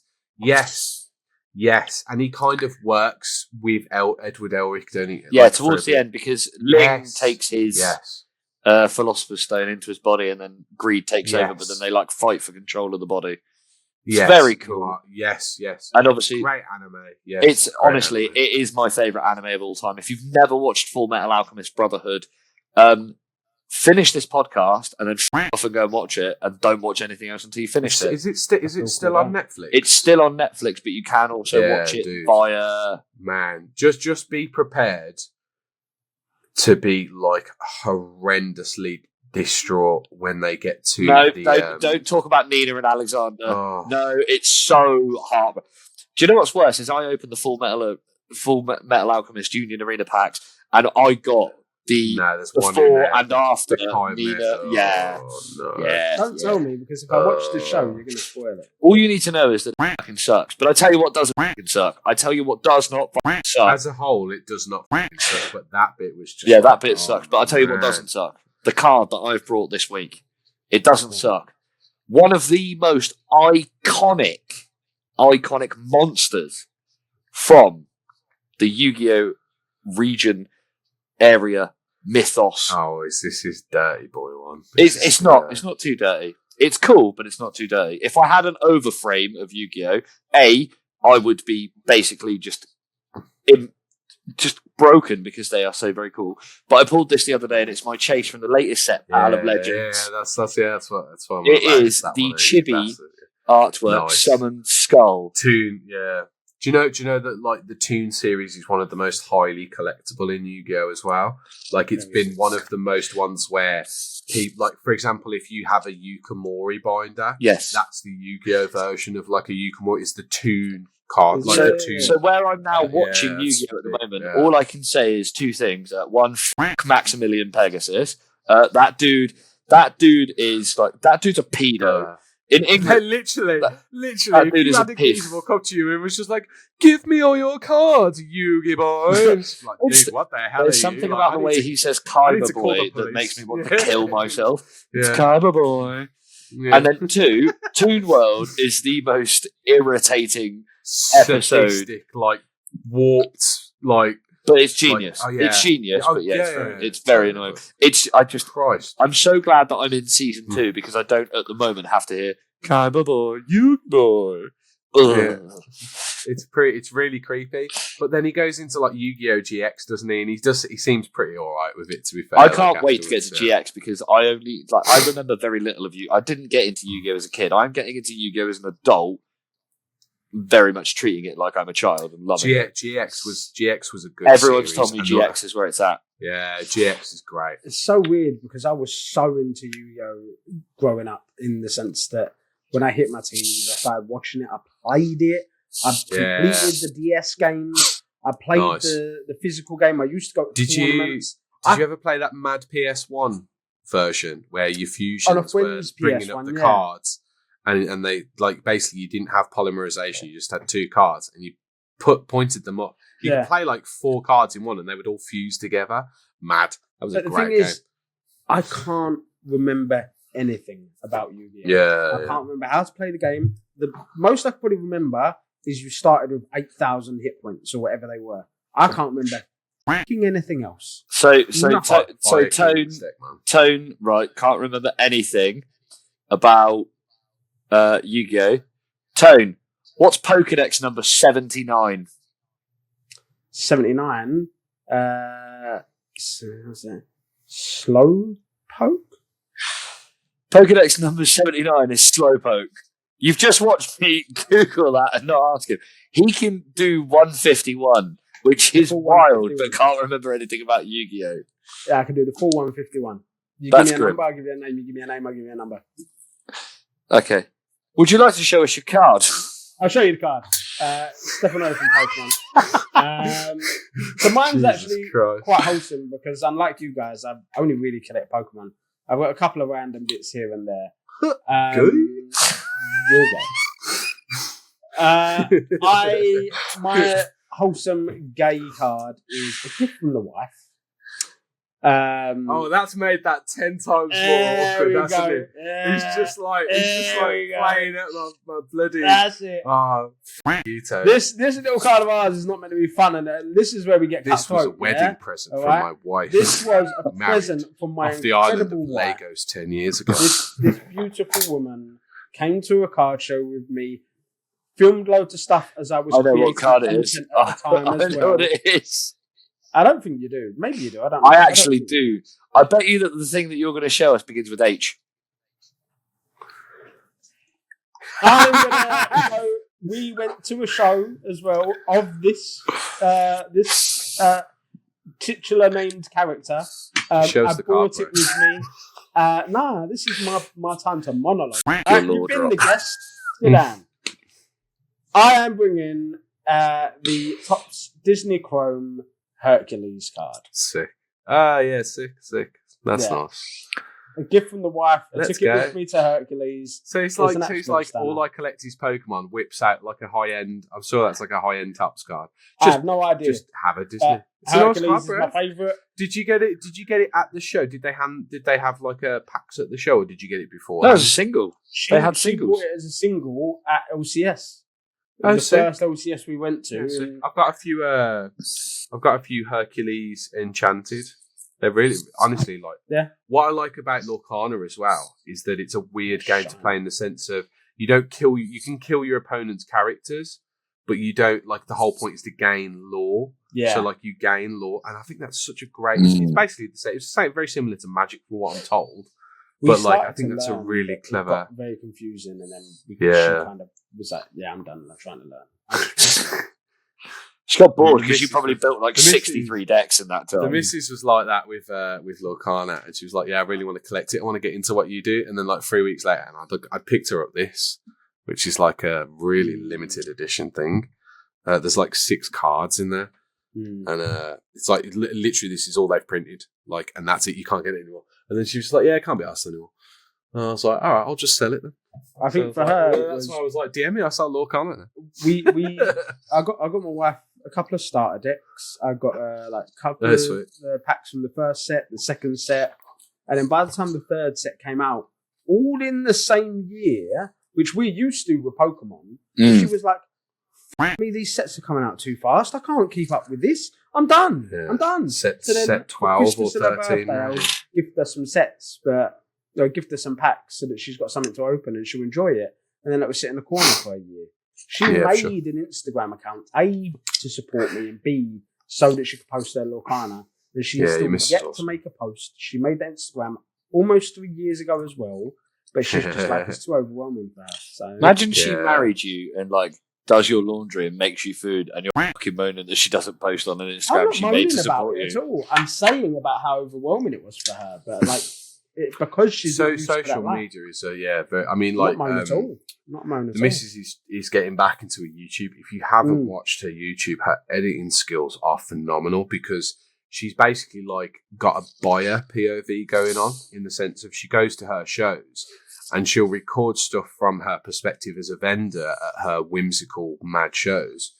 But like she's filmed it in the way that a buyer POV would, so she's quick to do it and like very like clip, put it all together, bish bash bosh. And it's honestly her editing skills are fantastic, man. And she's got some really good videos out, and they're so simple. You may plug the channel. What's the channel called? I think she just calls it Empress of the Moon. So her business is called Empress of the Moon. And After this, send the link to Mush and you can drop it right here somewhere. I'm just going to. I'm not editing this, mate. You're doing it. I'm not editing. Yeah, you are. You're doing it from Ascot. I want you to do it I'm on not. a horse. I'm not editing it because I've got too much to edit. I'm not editing it. All I'm hearing is that realistically, Ed's editing it. And we all know that's because I'm the one doing the editing. The channel is called Empress of the Moon, and she literally she gets more views than she gets followers, and honestly, they are so good. And she does really well with it, and some of the stuff that she's created through it has been really fantastic. And I get a little bit jealous because I like watching them. I'm a real fan of what she does. And when she does it, and I'm like, yeah, your editing skills are probably a lot better than mine. You're doing it for 5 minutes. Yeah, honestly. And I learned a lot from the way that she did stuff because she literally got to the point where she's like, I want to do this. Started watching creators, like big end creators, and how they started and what they did and how they improved. And she's just nailing it from the get-go. And it's like she went to like Burton on the Water and she did a bit there. And the video is really good. It's just so chilled out. And you could put it in the background and really enjoy watching it. She's so goddamn good at it. I'm like, you know. Nice check it out. Yeah, if any ladies that watch this as well, especially like she's very catered towards her sort of like female content creators as well. And if any of you watch, just watch it. And honestly, it's just really good content. It's really good stuff. I'm really proud of like she just picks something up and just nails it every time. It's crazy. Can't relate. Like, it's crazy. Yeah, no, literally, I cannot relate in the slightest of it. It takes me ages, and then I still f it up. And then she just gets onto it. She's like, "Oh, I did this," and I'm like, "All right, well, I didn't. Thanks." You know, I love the really tone stayed silent. I'm really, she was like, "Actually, can relate. I'm pretty good at basically everything I do." Cheers, guys. Yeah. Apart from editing this podcast, yeah, he's terrible This at that. exact one, yeah, I'm terrible because I'm not going to do it. Fair, valid. Ed, talk to you, mate. Yeah, come on, mate. We're signing off now and just handing up. I'm just going to Or- send him the video file. Or Cheers, mate. just cut the bit where we have the toilet break and just leave this all in and let it roll, baby. I'm down. I'm down. Don't even sign off. At this point, just let the podcast cut to black in mid-sentence. Yeah, no, for sure. Yeah, Sopranos, man. Like literally just gone. That'd be great. That'd be great. I've already done it. That would have happened. That would And happen. then what we'll do now is, now that That's it's like, have they gone? Thank you ever so much for joining us here on the PokéPals podcast. Our illustrious guest, the Jarl of the Cards. Thank you ever so much for being the first to believe in us and the first to join us here live in the studio, because we're definitely all in the same place at the same time. Before we go, y'all, drop your shows. Where can we see you next? What dates have we got coming up? So I'm not going to put this Saturday because you won't have edited it by now. Nope. Do you know what the worst part is? I don't even know where I am. Crap. What time You is put me on the this? spot here, A place boys. of man. I think Right, just 29th here's an and 30th idea, of right? August. Just use. Oh yeah, so the next I can at least do that. The next Wolverhampton card show is the 29th and 30th of August. You guys have got no excuse to not turn up. It is a free card. We're show. actually going to be there because Ed's vending. I didn't mean you guys. I meant the general public watching this. You guys have no excuse to not turn up. It's Us a two free felt card like it was show. a direct dig. The tournament. So there's tournaments with prizes that you can play cards in. That will be free entry. So there are other card shows that charge. I am not charging, so you get free shit regardless. Just let that soak in. Content creators, feel free to turn up. You might even get a t-shirt if you can be asked to make a reel for me. There's going to be like little games because the Card Expo are collabing with us. PokéPals will be there as a help desk to help you guys and educate you to become better collectors in your own way. There is no reason why you guys cannot turn up. You should be there. Really, like, no excuses this time. And it is all for the community, by the community. And, you know, it just ends up being a good day out. I'm giving you like 200 tables. Ed's going to be there vending. Watch all the content creators turn up and like, we had a great day. Oh, we did this and that because Ed was there. I'm like, yeah, f you. So shut up, Ed. I'm going to edit the podcast. So sound. So yeah, good luck editing. But yeah, I'm going to. I have no idea. I think like one of the next ones is. I'm at Leicester this weekend. I'm at Plymouth the week after. Oh, and the are week you at Plymouth on the 20th? Yeah, man. I'm at Plymouth on the 20th. Yeah, let's go. I'll see you there, bro.